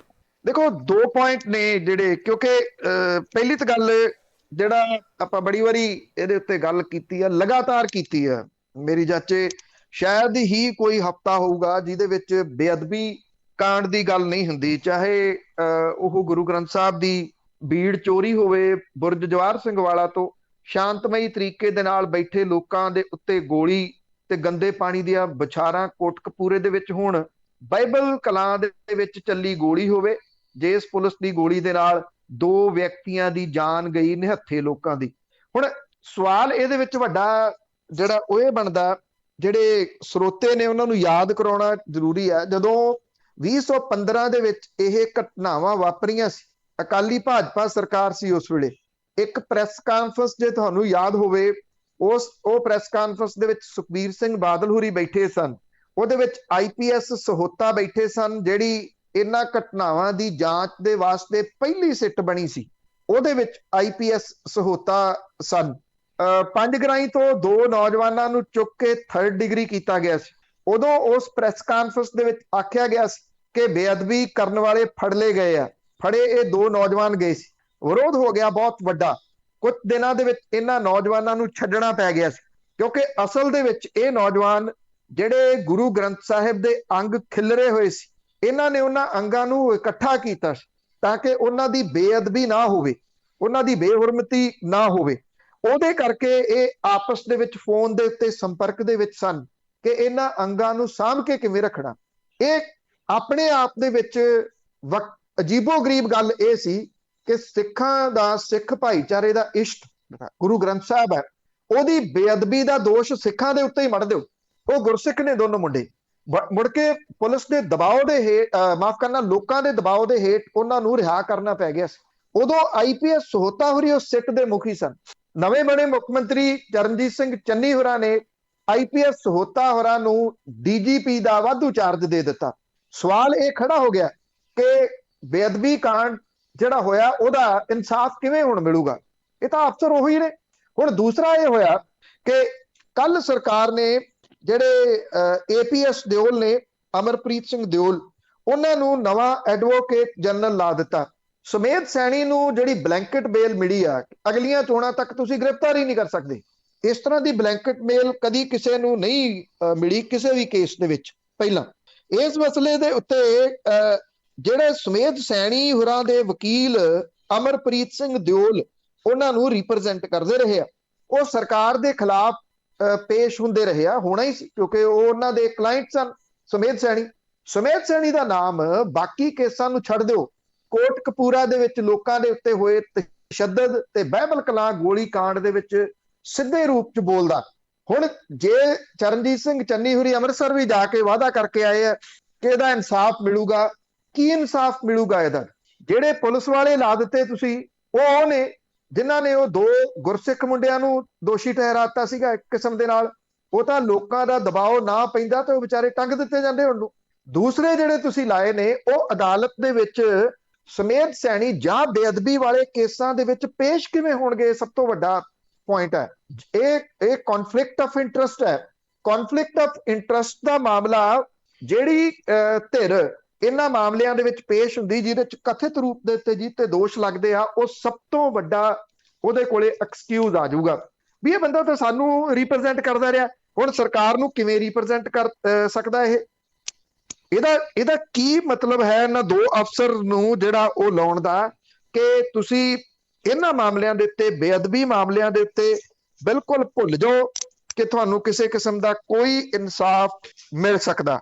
ਦੂਸਰਾ, ਕਿਉਂਕਿ ਸਿਧਾਰਥ ਚੱਟੋਪਾਧਿਆਏ ਹੋਰਾਂ ਦਾ ਨਾਮ ਚੱਲਦਾ ਸੀ ਪਹਿਲੇ ਨੰਬਰ ਦੇ ਉੱਤੇ, UPSC ਦੇ ਕੋਲੇ ਵੀ ਉਹਨਾਂ ਦਾ ਨਾਮ ਪਹਿਲੇ ਨੰਬਰ ਤੇ ਗਿਆ। ਸਿਧਾਰਥ ਚੱਟੋਪਾਧਿਆਏ ਹੋਰੀ ਟੈਕਨੀਕਲੀ ਤੌਰ ਦੇ ਉੱਤੇ ਅੱਜ 28 ਤਰੀਕ ਹੈ, 28, 29 ਤੇ 30 3 ਦਿਨ ਨੇ। ਜੇ ਉਹਨਾਂ ਨੂੰ DGP ਲਾਇਆ ਜਾਂਦਾ ਪੁਲਿਸ ਦਾ, ਲਾਉਣਾ ਨਹੀਂ ਉਹਨਾਂ ਨੂੰ ਸਰਕਾਰ ਨੇ। ਇਸ ਕਰਕੇ ਨਹੀਂ ਲਾਉਣਾ, ਬੰਦਾ ਇਮਾਨਦਾਰ ਹੈ, ਉਹਦੀ ਦਹਿਸ਼ਤ ਹੈ ਬਹੁਤ। ਇੱਕ ਓਟ ਸੈਂਟਰ ਜਿੱਥੇ ਡਰੱਗ ਲੈਣ ਵਾਲੇ ਆਉਂਦੇ ਆ ਆਪਣਾ ਇਲਾਜ ਕਰਾਉਣ ਲਈ, ਮੈਨੂੰ ਕੋਈ ਸਿਹਤ ਵਿਭਾਗ ਦੇ ਵਿਅਕਤੀ ਦੱਸ ਰਹੇ ਸਨ ਕਿ ਜਦੋਂ ਇਹ ਗੱਲ ਚੱਲਦੀ ਸੀ ਕਿ ਸਿਧਾਰਥ ਚੱਟੋਪਾਧਿਆਏ DGP ਬਣ ਸਕਦੇ ਆ ਛੇਤੀ, ਉਹਨਾਂ ਦਾ ਨਾਮ ਚਲੇ ਗਿਆ, ਓਟ ਸੈਂਟਰਾਂ ਦੇ ਵਿੱਚ ਪਹੁੰਚਣ ਵਾਲੇ ਲੋਕਾਂ ਦੀ ਗਿਣਤੀ ਤਿੱਗਣੀ ਹੋ ਗਈ। ਇਹਦਾ ਮਤਲਬ ਇਹ ਕਿ ਸਪਲਾਈ ਲਾਈਨ ਟੁੱਟਣੀ ਸ਼ੁਰੂ ਹੋ ਗਈ ਸੀ ਉਸ ਬੰਦੇ ਦਾ ਨਾਮ ਆਉਂਦੇ। ਉਹ ਸਪਲਾਈ ਲਾਈਨ ਟੁੱਟਣ ਨਹੀਂ ਦੇਣੀ। ਕਿਉਂ ਨਹੀਂ ਟੁੱਟਣ ਦੇਣੀ? ਕਿ ਜਿਹੜੀ ਰਿਪੋਰਟ ਇਹ ਦੱਬ ਕੇ ਬੈਠੇ ਹਾਈ ਕੋਰਟ ਦੇ ਵਿੱਚ, ਉਹਦੇ ਵਿੱਚ ਨਾਮ ਕਿਹਦੇ ਨੇ? ਉਹਨਾਂ ਨਾਵਾਂ ਵਾਲਿਆਂ ਨੇ ਸਿਧਾਰਥ ਚੱਟੋਪਾਧਿਆਏ ਹੋਰਾਂ ਨੂੰ ਨਹੀਂ ਲੱਗਣ ਦੇਣਾ। ਇਸ ਕਰਕੇ ਕੋਈ ਬਹੁਤ ਵੱਡੀਆਂ ਆਸਾਂ ਨਾ ਰੱਖ ਲੈਣਾ ਕਿ ਪਤਾ ਨਹੀਂ ਕਿਸੇ ਜਗ੍ਹਾ ਦੇ ਤੋਂ ਮਹਿਜ਼ ਰੋਟੀ ਖਾ ਕੇ ਜਾਂ ਕਿਸੇ ਨੂੰ ਸ਼ਗਨ ਦੇ ਕੇ ਪੰਜਾਬ ਦੇ ਮਸਲੇ ਹੱਲ ਹੋ ਜਾਣੇ ਆ। ਪੰਜਾਬ ਦੇ ਇਹ ਵੱਡੇ ਮਸਲੇ ਜਿਉਂ ਦੇ ਤਿਉਂ ਖੜੇ ਰਹਿਣੇ ਆ। ਇਹਦੇ ਵਿੱਚ ਹੁਣ ਤਾਂ ਲਗਭਗ ਇਹ ਜਿਹੜੇ ਅਫਸਰ ਜਿਸ ਕਿਸਮ ਦੇ ਨਾਲ ਲੱਗ ਗਏ, ਲੱਗਦਾ ਨਹੀਂ ਕਿ ਇਹਨਾਂ ਮਸਲਿਆਂ ਦੇ ਉੱਤੇ ਇਨਸਾਫ ਮਿਲ ਸਕਦਾ ਜੀ। ਨਹੀਂ ਨਹੀਂ, ਘਰ ਦੇ ਭਾਗ ਬਨੇਰੇ ਤੋਂ ਦਿਸਦੇ ਆ। ਅੱਗੇ ਗੱਲ ਕਰਦੇ ਹੈਗੇ ਆ, ਕੈਬਨਿਟ ਮੀਟਿੰਗ ਦੇ ਵਿੱਚ 100 ਦਿਨ ਦਾ ਮੈਪ ਤਿਆਰ ਕੀਤਾ ਗਿਆ। ਇਹ ਆਖਿਆ ਗਿਆ ਜੀ ਕਿ 100 ਦਿਨਾਂ ਦਾ ਰੋਡ ਮੈਪ ਤਿਆਰ ਕੀਤਾ ਜਾ ਰਿਹਾ। 100 ਦਿਨ ਤਾਂ ਉਂਝ ਵੈਸੇ ਸੱਚੀ ਪੁੱਛੋ ਤਾਂ ਰਹਿ ਵੀ ਨਹੀਂ ਗਏ। 100 ਦਿਨ ਜੇ ਤੁਸੀਂ ਲੈਂਦੇ ਹੋ ਤਾਂ ਅਜੇ ਰੋਡ ਮੈਪ ਇਹ ਤਿਆਰ ਹੋ ਰਿਹਾ। ਤੇ ਸਤੰਬਰ ਗਿਆ ਜੀ, ਅਕਤੂਬਰ, ਨਵੰਬਰ ਤੇ ਦਸੰਬਰ। ਜੇ ਅਕਤੂਬਰ, ਨਵੰਬਰ, ਦਸੰਬਰ ਤਿੰਨੇ ਪੂਰੇ ਮਹੀਨੇ ਤੁਹਾਨੂੰ ਮਿਲਦੇ ਆ ਤੇ ਤਾਂ ਤੁਹਾਡੇ ਕੋਲੇ 100 ਦਿਨ ਨੇ। ਸੰਭਾਵੀ ਰੂਪ ਦੇ ਵਿੱਚ 20 ਦਸੰਬਰ ਤੋਂ ਬਾਅਦ ਕਿਸੇ ਵੇਲੇ ਵੀ ਚੋਣ ਜ਼ਾਬਤਾ ਲੱਗ ਸਕਦਾ ਜੇ ਚੋਣਾਂ ਔਨ ਟਾਈਮ ਹੁੰਦੀਆਂ ਨੇ। ਸੰਭਾਵਨਾ ਹੈਗੀ ਆ ਹੋਣਗੀਆਂ। ਤਾਂ ਤੁਹਾਡੇ ਕੋਲੇ 100 ਦਿਨ ਵੀ ਨਹੀਂ ਹੈਗੇ। ਇਹਨਾਂ ਦਿਨਾਂ ਦੇ ਵਿੱਚ ਤੁਸੀਂ ਕਿਵੇਂ ਇਹ 100 ਦਿਨ ਦਾ ਰੋਡ ਮੈਪ ਇੰਪਲੀਮੈਂਟ ਕਰਨਾ, ਇਹ ਵੱਡਾ ਪੁਆਇੰਟ ਹੈ। VIP ਦੀ ਸੁਰੱਖਿਆ ਦੇ ਵਿੱਚ ਕਟੌਤੀ ਕਰਨ ਦੇ ਵਾਸਤੇ ਚਰਨਜੀਤ ਸਿੰਘ ਚੰਨੀ ਹੋਰਾਂ ਨੇ DGP ਨੂੰ ਚਿੱਠੀ ਲਿਖੀ ਹੈ। ਇਹ ਕਿਹਾ ਕਿ ਮੈਂ ਪਹਿਲਾਂ ਵੀ ਕਿਹਾ ਸੀਗਾ ਲੋਕਾਂ ਨੂੰ ਬੇਲੋੜੀਆਂ ਦਿੱਕਤਾਂ ਆਉਂਦੀਆਂ ਨੇ, ਮੇਰੀ ਸਿਕਿਉਰਿਟੀ ਘੱਟ ਕੀਤੀ ਜਾਵੇ। ਬਹੁਤ ਚੰਗੀ ਗੱਲ ਹੈ। ਚਰਨਜੀਤ ਸਿੰਘ ਚੰਨੀ ਹੋਰੀ ਕਹਿੰਦੇ ਕਿ ਬਾਕੀ ਜਿਹੜੇ ਮੰਤਰੀ ਨੇ ਉਹ ਵੀ ਆਪਣੀ ਸਿਕਿਉਰਿਟੀ ਘੱਟ ਕਰਨ। ਉਹ ਮੁੱਖ ਮੰਤਰੀ ਨੇ, ਮਿਨਿਸਟਰਾਂ ਦੇ ਚੀਫ ਮਿਨਿਸਟਰ। ਉਹ ਜਦੋਂ ਇਹ ਚਿੱਠੀ ਲਿਖਦੇ ਆ ਤੇ ਲਿਖਣਾ ਇਹ ਚਾਹੀਦਾ ਸੀ ਮੇਰੀ ਤੇ ਬਾਕੀ ਮੰਤਰੀਆਂ ਦੀ ਸਿਕਿਉਰਿਟੀ ਵੀ ਘੱਟ ਕੀਤੀ ਜਾਵੇ। ਇਹ ਜਿਹੜੇ ਸਾਬਕਾ ਮੰਤਰੀ ਜਿਨ੍ਹਾਂ ਨੂੰ ਕੋਈ ਪਿੰਡ 'ਚ ਨਹੀਂ ਪੁੱਛਦਾ, ਉਹ ਵੀ ਆਪਣੇ ਨਾਲ ਧਾੜਾਂ ਲਈ ਫਿਰਦੇ ਆ ਸਿਕਿਉਰਿਟੀ ਦੀਆਂ। ਉਹ ਕਿਉਂ ਦਿੱਤੀ ਹੋਈ ਹੈ ਸਿਕਿਉਰਿਟੀ? ਚਰਨਜੀਤ ਸਿੰਘ ਚੰਨੀ ਹੋਰੀ ਦਲੇਰੀ ਦੇ ਨਾਲ ਫੈਸਲਾ ਲੈਣ ਵੀ ਲਓ ਮੈਂ ਆਪਣੀ ਘੱਟ ਨਹੀਂ ਕੀਤੀ, ਮੈਂ ਸਾਰਿਆਂ ਦੀ ਘੱਟ ਕਰ ਰਿਹਾ। ਉਹਨਾਂ ਕੋਲੇ ਅਥਾਰਟੀ ਹੈ ਇਸ ਚੀਜ਼ ਦੀ, ਉਹ ਘੱਟ ਕਰ ਸਕਦੇ ਆ। ਉਹ ਕਿਉਂ ਕਹਿੰਦੇ ਆ ਮੰਤਰੀਆਂ ਨੂੰ ਕਿ ਤੁਸੀਂ ਆਪਣੀ ਸਿਕਿਉਰਿਟੀ ਘੱਟ ਕਰੋ? ਹੁਕਮ ਜਾਰੀ ਕਰਨ। ਔਰ ਇਹ ਵੀ ਕਿਹਾ ਗਿਆ ਜੀ ਕਿ ਜਿਹੜੇ ਸਰਪੰਚ ਤੇ ਕੌਂਸਲਰ ਨੇ ਉਹਨਾਂ ਦੇ ਪਾਸ ਬਣਨਗੇ ਤੇ ਇਹ ਪਾਸ ਦਿਖਾ ਕੇ ਉਹ ਸੈਕਟਰੀਏਟ ਦੇ ਵਿੱਚ ਆ ਸਕਿਆ ਕਰਨਗੇ। ਅਸਲ 'ਚ ਸਮੱਸਿਆ ਇੱਥੇ ਕੀ ਆ ਰਹੀ ਹੈ ਕਿ 4.5 ਸਾਲਾਂ ਦੇ ਵਿੱਚ ਕਾਂਗਰਸ ਆਪਣੇ ਵਰਕਰਾਂ ਦੇ ਨਾਲੋਂ ਟੁੱਟ ਗਈ। ਜਿਹੜੇ ਹੇਠਲੇ ਸੀ ਉਹਨਾਂ ਨੂੰ ਕਿਸੇ ਨੇ ਪੁੱਛਿਆ ਨਹੀਂ। ਜਦੋਂ PK ਨੇ ਕੁਝ ਮਹੀਨੇ ਪਹਿਲਾਂ MLAs ਦੀ ਮੀਟਿੰਗ ਲਈ ਸੀ ਤਾਂ MLAs ਨੇ ਵੱਡੀ ਜਿਹੜੀ ਸ਼ਿਕਾਇਤ ਇਹ ਕੀਤੀ ਸੀ ਕਿ ਮੰਤਰੀ ਸਾਡੇ ਫੋਨ ਹੀ ਨਹੀਂ ਚੁੱਕਦੇ। MLAs ਦੇ ਫੋਨ ਮੰਤਰੀ ਨਹੀਂ ਚੁੱਕਦੇ ਸੀ। ਕੈਪਟਨ ਅਮਰਿੰਦਰ ਸਿੰਘ ਹੋਰੀ ਮੰਤਰੀਆਂ ਦੇ ਫੋਨ ਨਹੀਂ ਚੁੱਕਦੇ ਸੀ। ਉਦੋਂ ਇਹਨਾਂ MLAs ਨੇ ਇਹ ਵੀ ਕਿਹਾ ਸੀਗਾ ਕਿ ਡਿਪਟੀ ਕਮਿਸ਼ਨਰਸ ਦੇ SSPs ਨੇ ਸਾਡੇ ਫੋਨ ਬਲੌਕ ਤੇ ਪਾ ਰੱਖੇ ਆ, ਅਸੀਂ ਉਹਨਾਂ ਨਾਲ ਕੰਟੈਕਟ ਹੀ ਨਹੀਂ ਕਰ ਸਕਦੇ। ਕਾਂਗਰਸ ਨੂੰ ਇਸ ਗੱਲ ਦਾ ਪਤਾ ਕਿ ਇਸ ਵੇਲੇ ਰਾਜਨੀਤਿਕ ਲੋਕਾਂ ਨੂੰ ਸਵਾਲ ਹੋਣ ਲੱਗ ਗਏ ਤੇ ਇਹ ਸਵਾਲ ਕਾਂਗਰਸ ਨੂੰ ਵੀ ਹੋਣੇ ਆ, ਬਲਕਿ ਬਹੁਤ ਵੱਡੇ ਹੋਣੇ ਆ। ਜਦੋਂ ਇਹ ਗਰਾਊਂਡ ਦੇ ਉੱਤੇ ਜਾਣਗੇ ਤੇ ਉੱਥੇ ਸਵਾਲਾਂ ਤੋਂ ਲੇਅਰ ਜਿਹੜੀ ਬਚਾਉਂਦੀ ਆ ਉਹ ਫੀਲਿਆਂ ਦੀ ਲੇਅਰ ਹੁੰਦੀ ਆ ਜੀ। ਜਿਹੜੇ ਵੱਖ-ਵੱਖ ਪਾਰਟੀਆਂ ਦੇ ਫੀਲੇ ਹੁੰਦੇ ਜਿਨ੍ਹਾਂ ਨੂੰ ਮੂਹਰੇ ਲਾਇਆ ਹੁੰਦਾ, ਆਮ ਤੌਰ ਦੇ ਉੱਤੇ ਪੁਲਿਸ ਵਾਲੇ ਉਹਨਾਂ ਨਹੀਂ ਰੋਕਦੇ ਜਿੰਨੇ ਇਹ ਰੋਕਦੇ ਆ। ਰਹਿਣ ਦਿਓ, ਗੱਲ ਕਰਨ ਦੀ ਲੋੜ ਨਹੀਂ, ਇਹ ਸਮਾਂ ਨਹੀਂ ਹੈ ਸਵਾਲ ਕਰਨ ਦਾ, ਆਪਾਂ ਫੇਰ ਗੱਲ ਕਰ ਲਾਂਗੇ। ਆ 3-4 ਘੜੇ ਘੜਾਏ ਜੇ ਸਵਾਲ ਹੁੰਦੇ ਉਹਨਾਂ ਦੇ। ਕਾਂਗਰਸ ਇਹ ਸਮਝਦੀ ਆ ਕਿ ਇਹਨਾਂ ਨੂੰ ਕਾਰਡ ਵਗੈਰਾ ਜਾਰੀ ਕਰਕੇ ਉਹਨਾਂ ਨੂੰ ਐਕਟਿਵ ਕੀਤਾ ਜਾਵੇ ਤਾਂ ਕਿ ਜਦੋਂ ਕੈਂਡੀਡੇਟ ਪਿੰਡਾਂ ਦੇ ਵਿੱਚ ਵੋਟ ਮੰਗਣ ਦੇ ਵਾਸਤੇ ਜਾਣ ਤੇ ਇਹ ਉਹਨਾਂ ਦੇ ਵਾਸਤੇ ਲੇਅਰ ਬਣ ਕੇ ਖੜੇ ਹੋਣ ਤੇ ਸਵਾਲ ਕਰਤਾਵਾਂ ਨੂੰ ਸਵਾਲ ਨਾ ਕਰਨ ਦੇਣ। ਜੀ ਬਿਲਕੁਲ। ਤੇ ਅਗਲਾ ਸਵਾਲ ਹੈ ਭਗਤ ਸਿੰਘ ਦੇ ਨਾਂ ਤੇ ਜੋ ਅਵਾਰਡ ਦਿੱਤੇ ਜਾਂਦੇ ਸੀ ਪਿਛਲੇ 6 ਸਾਲ ਤੋਂ ਕੋਈ ਵੀ ਅਵਾਰਡ ਨਹੀਂ ਦਿੱਤਾ ਗਿਆ। ਖਜ਼ਾਨਾ ਖਾਲੀ ਆ, ਫੰਡ ਹੈ ਨਹੀਂ, ਪ੍ਰਕਾਰਾਂ ਲਈ ਹੈਗਾ ਜੀ। ਇਸ ਵੇਲੇ ਖਜ਼ਾਨਾ ਖਾਲੀ ਨਹੀਂ ਜੀ, ਖਜ਼ਾਨਾ ਸੁੰਨਾ, ਕਿਉਂਕਿ ਅਜੇ ਕੋਈ ਮੰਤਰੀ ਨਹੀਂ ਹੈਗਾ। ਉਂਝ ਵੈਸੇ ਸਿਕਿਉਰਿਟੀ ਲਾਉਣ ਦੀ ਲੋੜ ਵੀ ਕੀ ਹੈ ਜੀ? ਜਦੋਂ ਖਾਲੀ ਆ ਫਿਰ ਤਾਂ ਲੋੜ ਹੀ ਨਹੀਂ ਸਿਕਿਉਰਿਟੀ ਲਾਉਣ ਦੀ। ਜੋ ਪੰਜਾਬ ਸਰਕਾਰ ਨੇ ਬੀਤੇ 6 ਸਾਲਾਂ ਤੋਂ ਸ਼ਹੀਦੇ ਆਜ਼ਮ ਭਗਤ ਸਿੰਘ ਰਾਜ ਯੁਵਾ ਪੁਰਸਕਾਰ ਨਹੀਂ ਦਿੱਤਾ। ਇਹ ਪੰਜਾਬ ਦਾ ਇੱਕੋ ਇੱਕ ਅਵਾਰਡ ਹੈ ਜਿਹੜਾ ਭਗਤ ਸਿੰਘ ਹੋਰਾਂ ਨੂੰ ਸਮਰਪਿਤ ਹੈ। ਅੱਜ 28 ਸਤੰਬਰ ਹੈ, ਸ਼ਹੀਦੇ ਆਜ਼ਮ ਭਗਤ ਸਿੰਘ ਦਾ ਜਨਮ ਦਿਨ ਹੈ। 2 ਵਰਿਆਂ ਤੋਂ ਸਰਕਾਰ ਨੇ ਇਸ ਪੁਰਸਕਾਰ ਦੇ ਵਾਸਤੇ ਐਪਲੀਕੇਸ਼ਨ ਲੈਣ ਦੀ ਵੀ ਲੋੜ ਨਹੀਂ ਸਮਝੀ। ਹਾਲਾਂਕਿ ਕੇਂਦਰ ਸਰਕਾਰ ਦੇ ਵੱਲੋਂ ਕੌਮੀ ਯੁਵਕ ਅਵਾਰਡ ਰੈਗੂਲਰ ਦਿੱਤਾ ਜਾ ਰਿਹਾ ਹੈ। ਕਰੀਬ 10 ਸਾਲਾਂ ਤੋਂ ਇਹ ਰਾਜ ਯੁਵਾ ਪੁਰਸਕਾਰ ਕਦੇ ਵੀ ਸਮੇਂ ਸਿਰ ਨਹੀਂ ਦਿੱਤਾ ਗਿਆ। ਅੱਜ ਦੀ ਸਥਿਤੀ ਇਹ ਬਣੀ ਪਈ ਆ ਕਿ 2015-16 ਤੋਂ ਅੱਜ ਤੱਕ ਸ਼ਹੀਦੇ ਆਜ਼ਮ ਭਗਤ ਸਿੰਘ ਰਾਜ ਯੁਵਾ ਪੁਰਸਕਾਰ ਨਹੀਂ ਦਿੱਤਾ ਗਿਆ। ਮੁੱਢਲੇ 2-3 ਵਰਿਆਂ ਦੇ ਵਿੱਚ ਪੁਰਸਕਾਰ ਲਈ ਨੌਜਵਾਨਾਂ ਨੇ ਅਰਜ਼ੀਆਂ ਵੀ ਭੇਜੀਆਂ, ਪਰ ਪੰਜਾਬ ਸਰਕਾਰ ਦੇ ਕੋਲੇ ਪੁਰਸਕਾਰ ਦੀ ਚੋਣ ਕਰਨ ਦੀ ਵੇਲ ਨਹੀਂ, ਇੰਨੀ ਬਿਜ਼ੀ ਰਹੀ ਸਰਕਾਰ। ਮਾਨਸਾ ਜ਼ਿਲ੍ਹੇ ਦੇ ਪਿੰਡ ਛਾਪਿਆਂ ਵਾਲੀ ਦੇ ਨੌਜਵਾਨ ਮਨੋਜ ਕੁਮਾਰ ਨੇ ਇਹ ਕਿਹਾ ਕਿ 6 ਸਾਲ ਪਹਿਲਾਂ ਉਹਨੇ ਅਪਲਾਈ ਕੀਤਾ ਸੀ, ਸਰਕਾਰ ਨੇ ਕੋਈ ਫੈਸਲਾ ਨਹੀਂ ਕੀਤਾ। ਹਰ ਜ਼ਿਲ੍ਹੇ ਦੇ ਵਿੱਚ ਵੱਧ ਤੋਂ ਵੱਧ 2 ਨੌਜਵਾਨਾਂ ਨੂੰ ਰਾਜ ਯੁਵਾ ਪੁਰਸਕਾਰ ਦਿੱਤਾ ਜਾਂਦਾ। 15 ਤੋਂ 35 ਸਾਲ ਤੱਕ ਦਾ ਨੌਜਵਾਨ ਇਹਦੇ ਵਾਸਤੇ ਯੋਗ ਹੈ। ਯੋਗ ਸੇਵਾਵਾਂ ਵਿਭਾਗ ਦੇ ਵੱਲੋਂ ਪਹਿਲਾਂ ਹਰ ਵਾਰੇ ਅਖਬਾਰਾਂ ਦੇ ਵਿੱਚ ਜਨਤਕ ਨੋਟਿਸ ਜਾਰੀ ਕਰਕੇ ਇਸ ਪੁਰਸਕਾਰ ਲਈ ਅਰਜ਼ੀਆਂ ਮੰਗੀਆਂ ਜਾਂਦੀਆਂ ਸੀ। ਵੈਸੇ ਇਹ ਆਪਣੇ ਆਪ ਦੇ ਵਿੱਚ ਬੜਾ ਵੱਡਾ ਸਵਾਲ ਹੈ ਵੀ ਜੇ ਕਿਸੇ ਨੇ ਪੱਤਰਕਾਰੀ ਦੇ ਵਾਸਤੇ ਅਵਾਰਡ ਲੈਣਾ ਤੇ ਉਹਨੂੰ ਵੀ ਅਪਲਾਈ ਕਰਨਾ ਪੈਣਾ। ਜੇ ਕਿਸੇ ਨੇ ਭਗਤ ਸਿੰਘ ਹੋਰਾਂ ਦੇ ਨਾਮ ਦੇ ਉੱਤੇ ਯੁਵਾ ਪੁਰਸਕਾਰ ਅਵਾਰਡ ਦਿੱਤਾ ਜਾਂਦਾ, ਉਹਦੇ ਲਈ ਵੀ ਅਪਲਾਈ ਕਰਨਾ ਪੈਣਾ। ਇਹ ਕੈਸੀ ਐਪਲੀਕੇਸ਼ਨ ਆ? ਮੇਰੀ ਸਮਝ ਤੋਂ ਥੋੜਾ ਜਿਹਾ ਪਰੇ ਹੁੰਦੀ ਹੈ ਜੀ ਕਿ ਤੁਸੀਂ ਕਿਵੇਂ ਅਪਲਾਈ ਕਰ ਸਕਦੇ ਹੋ ਕਿ ਮੈਂ ਪੱਤਰਕਾਰੀ ਕਰਦਾ ਇਸ ਕਰਕੇ ਆਹ ਅਵਾਰਡ ਮੈਨੂੰ ਦਿਓ। ਚੁਣਨਾ ਤਾਂ ਇਹ ਕਮੇਟੀਆਂ ਨੇ ਹੁੰਦਾ ਕਿ ਕੌਣ ਸਹੀ ਕੰਮ ਕਰ ਰਿਹਾ, ਜਿਹੜਾ ਵੀ ਬੰਦਾ ਸਹੀ ਕੰਮ ਕਰ ਰਿਹਾ ਉਹਨੂੰ ਪਿਕ ਕੀਤਾ ਜਾਵੇ। ਈਵਨ ਜਿਹੜੀ ਕਿਤਾਬਾਂ ਨੇ, ਜਦੋਂ ਕਿਤਾਬਾਂ ਛਪਦੀਆਂ ਨੇ, ਕਿਹੜੀ ਕਿਤਾਬ ਨੂੰ ਅਵਾਰਡ ਦਿੱਤਾ ਜਾਣਾ ਉਹ ਲੇਖਕ ਨੂੰ ਵੀ ਅਪਲਾਈ ਕਰਨਾ ਪੈਂਦਾ ਕਿ ਮੇਰੀ ਵੀ ਆਹ ਕਿਤਾਬ ਆਈ ਹੈ, ਇਹਦੇ ਉੱਤੇ ਅਵਾਰਡ ਜਿਹੜਾ ਉਹ ਦੇ ਦਿੱਤਾ ਜਾਵੇ। ਇਹ ਹਾਸੋਹੀਣੀ ਗੱਲ ਹੈ ਜਿਹੜੀ ਜਾਪਦੀ ਹੈ ਕਿ ਜਿਹਨੂੰ ਤੁਸੀਂ ਅਵਾਰਡ ਦੇਣਾ ਉਹ ਅਪਲਾਈ ਕਰੇ। ਐਪਲੀਕੇਸ਼ਨ ਦੇ ਵਿੱਚ ਇਹੀ ਉਹ ਲਾਊਗਾ ਨਾ ਜੀ ਕਿ ਸ਼੍ਰੀਮਾਨ ਜੀ ਮੈਂ ਸੋ ਐਂਡ ਸੋ, ਮੈਨੂੰ ਭਗਤ ਸਿੰਘ ਯੁਵਾ ਅਵਾਰਡ ਦਿੱਤਾ ਜਾਵੇ, ਤੇ ਅਖੀਰ 'ਚ ਜ਼ਰੂਰ ਲਿਖੂਗਾ ਆਪ ਜੀ ਦਾ ਆਗਿਆਕਾਰੀ। ਉਹ ਆਗਿਆਕਾਰੀ ਕਿਹਦਾ ਹੋਊਗਾ? ਜਿਹਨੂੰ ਉਹਨੇ ਐਪਲੀਕੇਸ਼ਨ ਦੇਣੀ ਹੈ। ਭਗਤ ਸਿੰਘ ਹੋਰਾਂ ਦੇ ਨਾਮ ਦੇ ਉੱਤੇ ਅਵਾਰਡ ਹੈ, ਆਗਿਆਕਾਰੀ ਹੋਊਗਾ ਉਸ ਪੋਲੀਟੀਸ਼ੀਅਨ ਦਾ ਜਿਹੜਾ ਕਿ ਉਸ ਗੱਦੀ ਦੇ ਉੱਤੇ ਬੈਠਾ। 2 ਸਾਲਾਂ ਤੋਂ ਸਰਕਾਰ ਹੁਣ ਅਰਜ਼ੀਆਂ ਵੀ ਨਹੀਂ ਮੰਗ ਰਹੀ। 51,000 ਰੁਪਏ ਦੀ ਰਾਸ਼ੀ ਇਹਦੇ ਤਹਿਤ ਦਿੱਤੀ ਜਾਂਦੀ ਆ। ਕਾਰਾਂ ਦੇ ਵਾਸਤੇ ਪੈਸੇ ਹੈਗੇ ਨੇ, ਅਵਾਰਡ ਦੇ ਵਾਸਤੇ ਸਰਕਾਰ ਦੇ ਕੋਲੇ ਪੈਸਾ ਹੈ ਨਹੀਂਗਾ। ਜੇ ਵੱਧ ਤੋਂ ਵੱਧ ਅਵਾਰਡ ਵੀ ਦਿੱਤੇ ਜਾਣ ਤਾਂ ਕੋਈ 23.5 ਲੱਖ ਰੁਪਈਆ ਸਾਲਾਨਾ ਬਣਦਾ ਬਜਟ ਦੇ ਵਿੱਚ। ਅੱਜ ਚਰਨਜੀਤ ਸਿੰਘ ਚੰਨੀ ਹੋਰੀ ਖਟਕੜ ਕਲਾਂ ਜਾ ਸਕਦੇ ਆ, ਪਰ ਮੈਨੂੰ ਨਹੀਂ ਲੱਗਦਾ ਕਿ ਉਹਨਾਂ ਨੂੰ ਕਿਸੇ ਨੇ ਇਸ ਪਾਸੇ ਵੱਲ ਇਸ਼ਾਰਾ ਕੀਤਾ ਹੋਊਗਾ ਕਿ ਮੁੱਖ ਮੰਤਰੀ ਜੀ 6 ਸਾਲ ਹੋ ਗਏ ਆਪਾਂ ਅਵਾਰਡ ਹੀ ਨਹੀਂ ਦਿੱਤਾ। ਦੇਣ ਵਾਲੀ ਗੱਲ ਕਾਤੇ ਰਿਮਾਈਂਡ ਕਰਾਉਣੀ ਹੈ, ਕੈਪਟਨ ਦੇ ਨੇੜਲਿਆਂ ਨੇ ਜੋ ਬੋਰਡ ਲਾਏ ਸੀਗੇ, ਮੰਤਰੀ ਬਣਨ ਤੋਂ ਬਾਅਦ ਉਹ ਕੈਪਟਨ ਨੂੰ ਵੀ ਬੋਰਡਾਂ ਦੇ ਵਿੱਚ ਆਊਟ ਕਰ ਦਿੱਤਾ। ਦੇਖੋ ਹੁਣ ਤਾਂ ਜਿਹੜੇ ਨਵਜੋਤ ਸਿੰਘ ਸਿੱਧੂ ਹੁਣਾਂ ਦੇ ਸਟ੍ਰੈਟਜੀ ਦੇ ਵਾਸਤੇ ਜਿਹੜੇ ਸਲਾਹਕਾਰ ਬਣੇ ਆ, ਮੁਹੰਮਦ ਮੁਸਤਫਾ, ਉਹਨਾਂ ਨੇ ਪਹਿਲਾਂ ਵੀ ਘੇਰਿਆ ਉਹਨਾਂ ਨੂੰ, ਟਵੀਟ ਦੇ ਰਾਹੀਂ ਕੱਲ ਫੇਰ ਘੇਰਿਆ, ਇਹ ਕਿਹਾ ਕਿ ਮਿਸ਼ਨ ਬਦਲਾਓ ਸਾਡਾ ਸਫਲ ਹੋ ਚੁੱਕਿਆ ਆ। ਜਿਹੜੀ ਇੰਨੀ ਦੇਰ ਲੱਗੀ ਮੰਤਰੀ ਮੰਡਲ ਬਣਾਉਣ ਦੇ ਵਿੱਚ, ਇਹ ਕਿਹਾ ਗਿਆ ਕਿ ਹਾਈ ਕਮਾਂਡ ਨੇ ਇਹ ਕੋਸ਼ਿਸ਼ ਕੀਤੀ ਆ ਕਿ ਕੈਪਟਨ ਅਮਰਿੰਦਰ ਸਿੰਘ ਹੋਰਾਂ ਦੇ ਨੇੜਲੇ ਕਿਤੇ ਉਹਨਾਂ ਵੱਲ ਨੂੰ ਮੁੜ ਕੇ ਚਲੇ ਨਾ ਜਾਣ। ਉਂਝ ਵੈਸੇ ਕੈਪਟਨ ਅਮਰਿੰਦਰ ਸਿੰਘ ਹੋਰੀ ਗਾਣਾ ਗਾਉਂਦੇ ਵੇਖੇ ਗਏ ਆ ਕਿਸੇ ਸਾਬਕਾ ਫੌਜੀਆਂ ਦੇ ਇੱਕ ਸਮਾਗਮ ਦੇ ਵਿੱਚ। ਸ਼ਾਇਦ ਚਰਨਜੀਤ ਸਿੰਘ ਚੰਨੀ ਹੋਰਾਂ ਨੂੰ ਭੰਗੜਾ ਪਾਉਂਦਾ ਦੇਖ ਲਿਆ, ਉਹਨਾਂ ਨੂੰ ਲੱਗਿਆ ਭੰਗੜਾ ਪਾਇਆ ਨਹੀਂ ਜਾ ਸਕਣਾ, ਚਲੋ ਗਾ ਕੇ ਉਹਨਾਂ ਦਾ ਮੁਕਾਬਲਾ ਕਰਦੇ ਆ। ਤੋਂ ਮਾਈਕ ਲੈ ਕੇ ਇੱਕ ਹਿੰਦੀ ਫਿਲਮ ਦਾ ਗਾਣਾ ਗਾ ਰਹੇ ਸੀਗੇ, ਤੋਂ ਉਧਰ ਬਿਜੀ ਨੇ, ਅਜੇ ਆਏ ਨਹੀਂ ਗਏ, ਮੁੜ ਕੇ ਕੋਈ ਗੱਲਬਾਤ ਅਜੇ ਹੋਈ ਤਾਂ ਨਹੀਂ। 2 ਦਿਨ ਬੜਕਾ ਬੁੜਕਾ ਦੀਆਂ ਮਾਰ ਕੇ ਤਾਂ ਪਹਾੜਾਂ ਤੇ ਚੜ ਗਏ।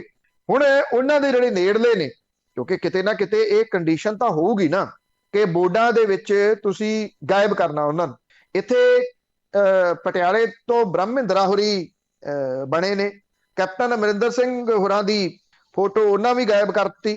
ਭਾਰਤ ਭੂਸ਼ਣ ਆਸ਼ੂ ਖਾਸਮ ਖਾਸ ਨੇ ਕੈਪਟਨ ਅਮਰਿੰਦਰ ਸਿੰਘ ਹੋਰਾਂ ਦੇ ਮੰਤਰੀ ਮੰਡਲ 'ਚ, ਉਹ ਵੀ ਲੈ ਲਏ ਗਏ। ਤੇ ਲੁਧਿਆਣੇ ਦੇ ਵਿੱਚ ਜਿੱਥੇ ਉਹਨਾਂ ਨੇ ਪਹਿਲਾਂ, ਤੁਹਾਨੂੰ ਯਾਦ ਹੋਵੇ ਤਾਂ ਬੜੇ ਬੋਰਡ ਲਾਏ ਸੀ ਸਾਰਿਆਂ ਨੇ, ਇਹਨਾਂ ਨੇ ਕੈਪਟਨ ਇੱਕ ਹੀ ਹੁੰਦਾ, ਇਹ ਬੋਰਡ ਬੜੇ ਵੱਡੇ ਪੱਧਰ ਦੇ ਉੱਤੇ ਲੱਗੇ ਸੀ।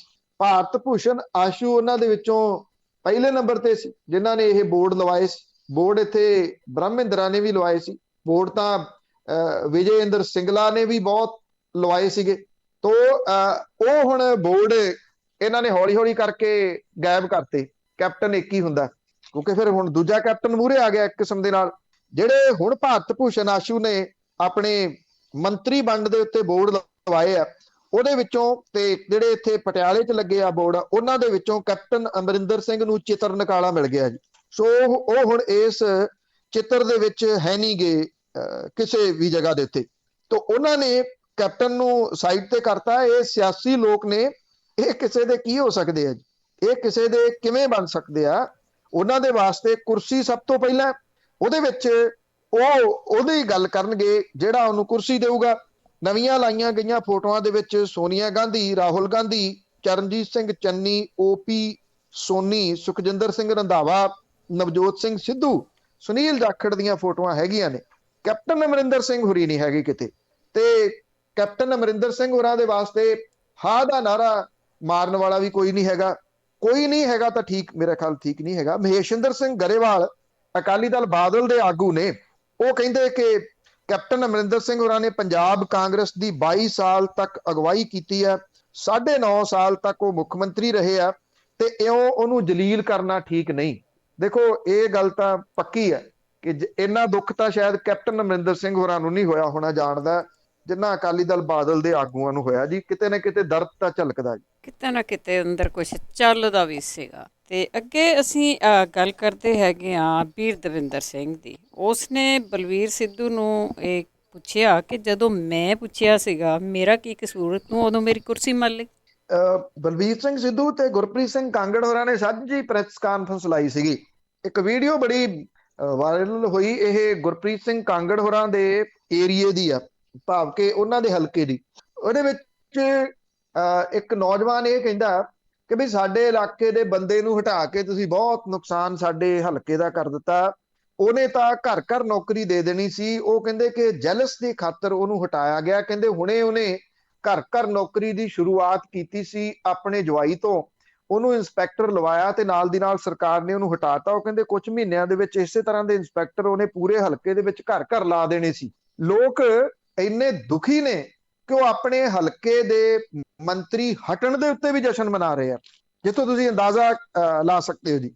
ਤਾਂ ਬਲਵੀਰ ਸਿੰਘ ਸਿੱਧੂ ਹੋਰੀ ਤਾਂ ਰੋ ਪਏ। ਇਹ ਕਹਿੰਦੇ ਕਿ ਮੈਨੂੰ ਮੇਰਾ ਕਸੂਰ ਦੱਸੋ।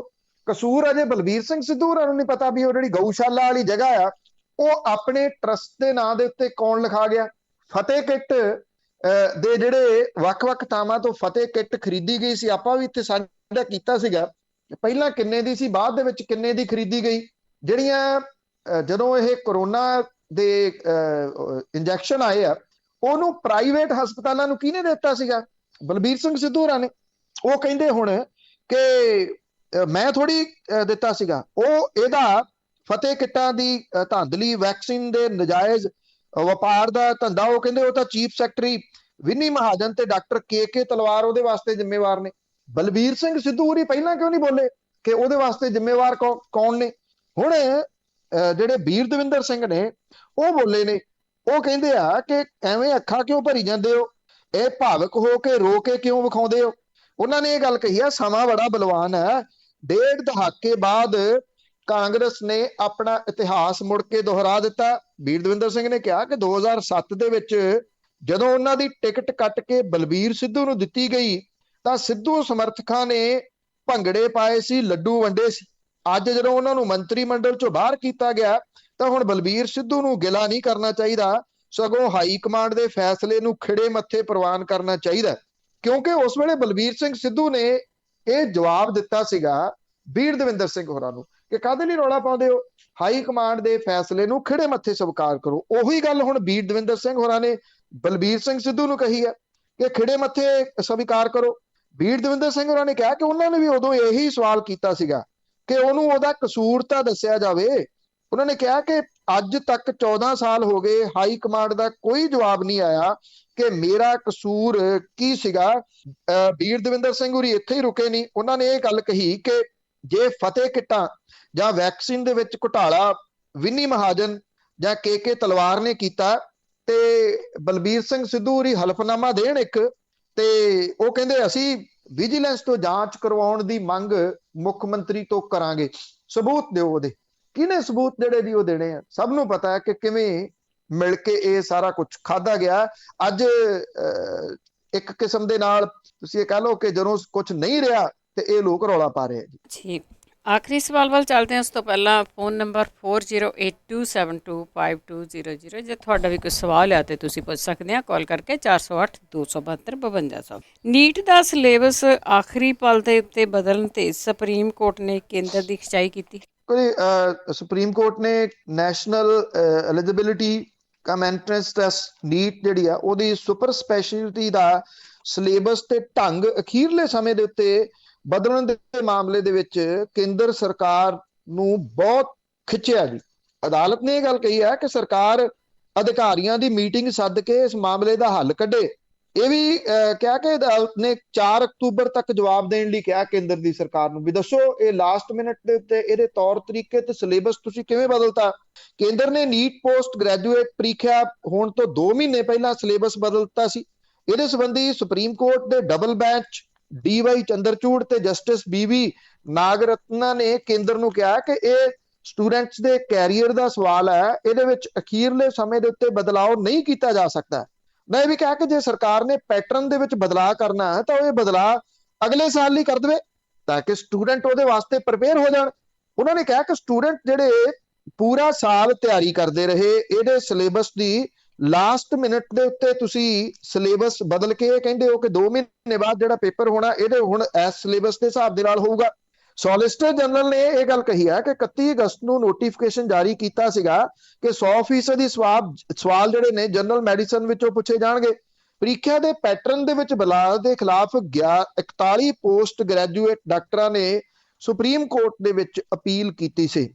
ਸੁਪਰੀਮ ਕੋਰਟ ਦੇ ਇਸ ਬੈਂਚ ਨੇ ਇੱਥੋਂ ਤੱਕ ਗਏ ਕਿ ਉਹਨਾਂ ਨੇ ਇਹ ਗੱਲ ਕਹੀ ਕਿ ਕੀ ਜਿਹੜੇ ਡਾਕਟਰੀ ਕਿੱਤੇ ਦੇ ਵਿੱਚ ਆਉਣ ਵਾਲੇ ਲੋਕ ਨੇ, ਡਾਕਟਰ ਬਣਨੇ ਨੇ, ਉਹ ਸਿਆਸਤਦਾਨਾਂ ਦੇ ਇੰਨੇ ਗੁਲਾਮ ਤੁਸੀਂ ਬਣਾ ਲਓਗੇ ਕਿ ਉਹ ਉਹਨਾਂ ਦੇ ਪਿੱਛੇ ਪਿੱਛੇ ਤੁਰੇ ਫਿਰਨਗੇ। ਉਹਨਾਂ ਨੇ ਇਹ ਵੀ ਕਿਹਾ ਕਿ ਡਾਕਟਰਾਂ ਦੇ ਕਿੱਤੇ ਦੇ ਨਾਲ ਜੁੜੇ ਜਾਂ ਜੁੜਨ ਵਾਲੇ ਇਹ ਲੋਕ ਜਿਹੜੇ ਨੇ, ਉਹਨਾਂ ਦੇ ਭਵਿੱਖ ਦੇ ਨਾਲ ਤੁਸੀਂ ਇਸ ਤਰ੍ਹਾਂ ਖਿਲਵਾੜ ਨਹੀਂ ਕਰ ਸਕਦੇ।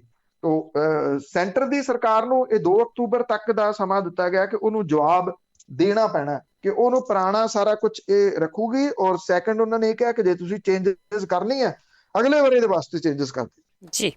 ਸਰੋਤਿਓ, ਅਸੀਂ ਆਉਣੇ ਇੱਕ ਬ੍ਰੇਕ ਤੋਂ ਬਾਅਦ ਫੋਨ ਨੰਬਰ 4082725200 ਜਿਹੜੇ ਹੋਲਡ ਤੇ ਬਣੇ ਰਹਿਣਾ, ਆਉਣੇ ਇੱਕ ਬ੍ਰੇਕ ਤੋਂ ਬਾਅਦ।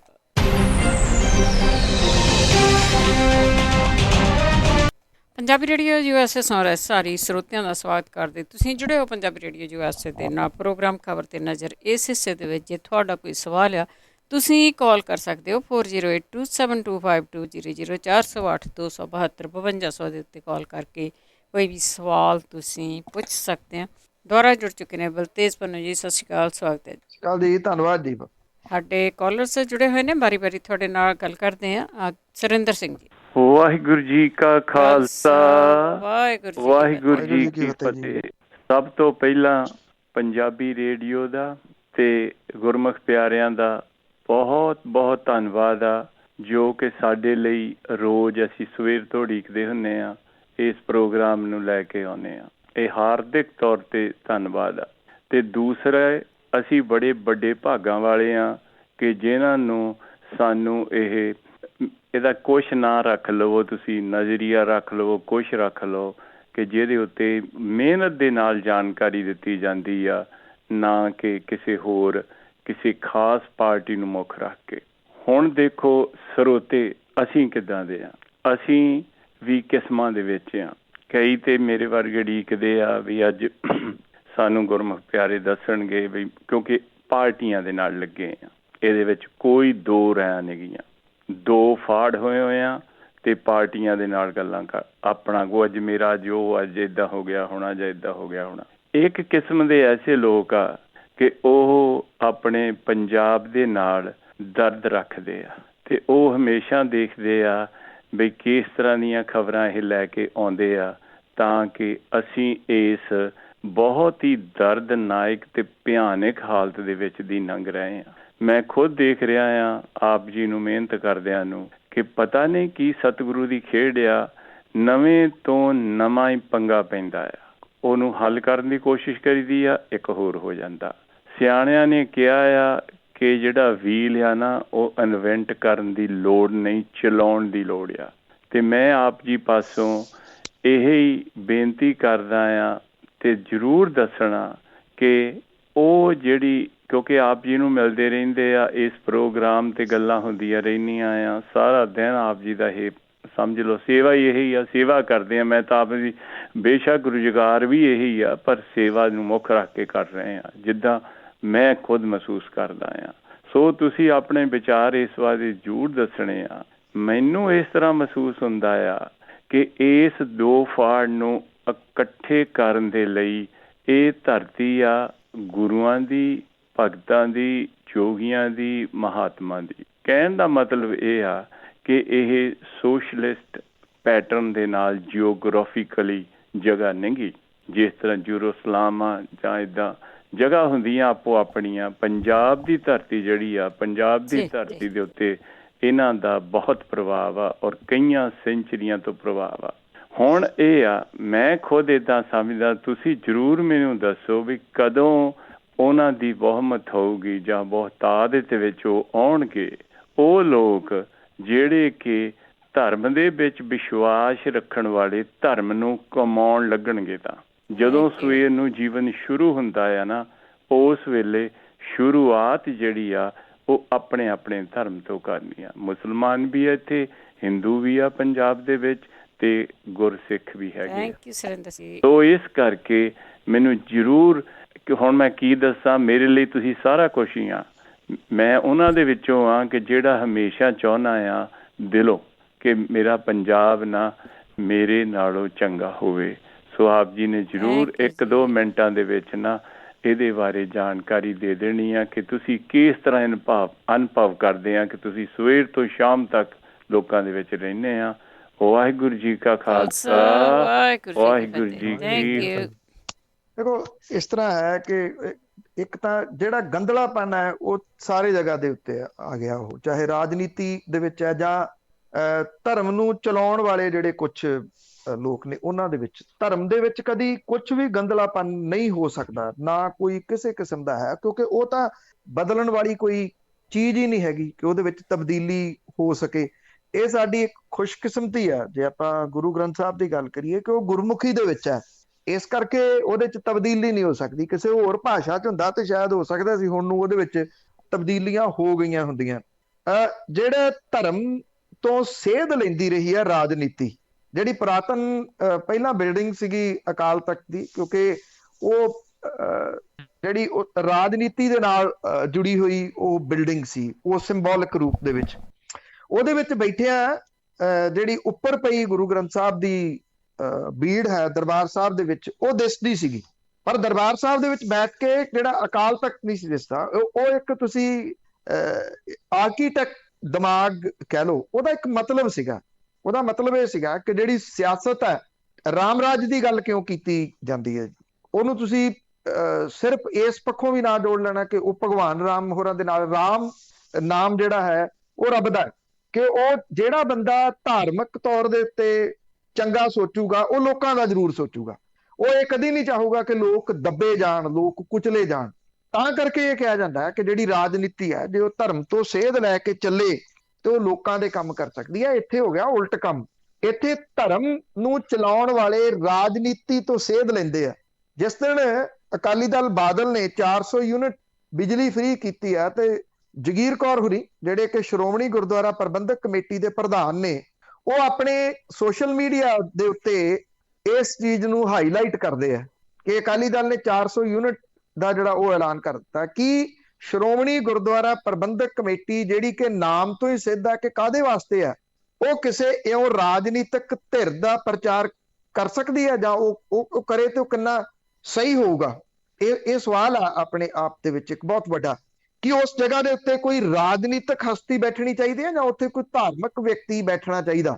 ਜੇ ਮੌਜੂਦਾ ਜਥੇਦਾਰ ਜਾਂ ਗੁਰਬਚਨ ਸਿੰਘ ਹੁਰੀ ਤੁਸੀਂ ਲੈ ਲਓ, ਇਦੋਂ ਪਹਿਲਾਂ ਵੇਦਾਂਤੀ ਹੁਰੀ ਲੈ ਲਓ, ਇਹ ਲੋਕ ਰਾਜਨੀਤਿਕ ਲੋਕਾਂ ਤੋਂ ਸੇਧ ਨਹੀਂ ਲੈਂਦੇ ਰਹੇ। ਅੱਜ ਜੇ ਗਿਆਨੀ ਹਰਪ੍ਰੀਤ ਸਿੰਘ ਹੁਰੀ ਇਹ ਗੱਲ ਕਹਿੰਦੇ ਆ ਕਿ ਜੀ ਜਿਹੜੀ ਆਨੰਦਪੁਰ ਸਾਹਿਬ ਦੇ ਨੇੜੇ ਬੇਅਦਬੀ ਹੋਈ ਆ, ਉਹਦੇ ਪਿਛਲੀਆਂ ਤਾਕਤਾਂ ਨੂੰ ਸਾਹਮਣੇ ਲਿਆਉਣ ਦੀ ਲੋੜ ਹੈ। ਕਿ 2015 ਦੇ ਵਿੱਚ ਹੋਈ ਬੇਅਦਬੀ ਦੀਆਂ ਪਿੱਛੇ ਅੱਜ ਵੀ ਲੁਕੀਆਂ ਹੋਈਆਂ ਤਾਕਤਾਂ ਨੂੰ ਸਾਹਮਣੇ ਲਿਆਉਣ ਦੀ ਲੋੜ ਨਹੀਂ ਗੀ। ਉਹ ਇਸ ਕਰਕੇ ਉਹਦੇ ਵਾਸਤੇ ਨਹੀਂ ਬੋਲਦੇ ਕਿਉਂਕਿ ਜਿਨ੍ਹਾਂ ਦੇ ਕਰਕੇ ਉਹਨਾਂ ਦੀ ਗੱਦੀ ਹੈ, ਜਿਹਦੇ ਨਾਲ ਅਜੇ ਵੀ ਉਹਨਾਂ ਨੇ ਕਾਰਜਕਾਰੀ ਲਾਇਆ ਹੋਇਆ, ਉਹ ਰਾਜਨੀਤਿਕ ਧਿਰ ਹੈ ਤੇ ਉਦੋਂ ਰਾਜ ਸੱਤਾ ਉਹਨਾਂ ਦੇ ਹੱਥਾਂ ਦੇ ਵਿੱਚ ਸੀ 15 ਦੇ ਵਿੱਚ।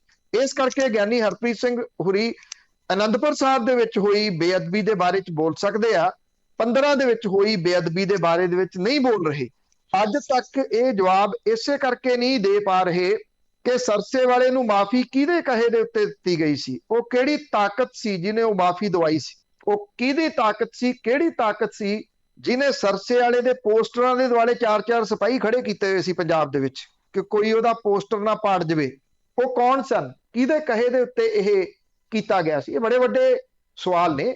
ਮਤਲਬ ਧਰਮ ਜਿਹੜਾ ਉਹ ਧਰਮ ਨੂੰ ਚਲਾਉਣ ਵਾਲੇ, ਧਰਮ ਨਹੀਂ ਧਰਮ ਨੂੰ ਚਲਾਉਣ ਵਾਲੇ ਜਿਹੜੇ ਅੱਜ ਕਾਬਜ ਨੇ, ਉਹ ਰਾਜਨੀਤੀ ਤੋਂ ਸੇਧ ਲੈਂਦੇ ਆ।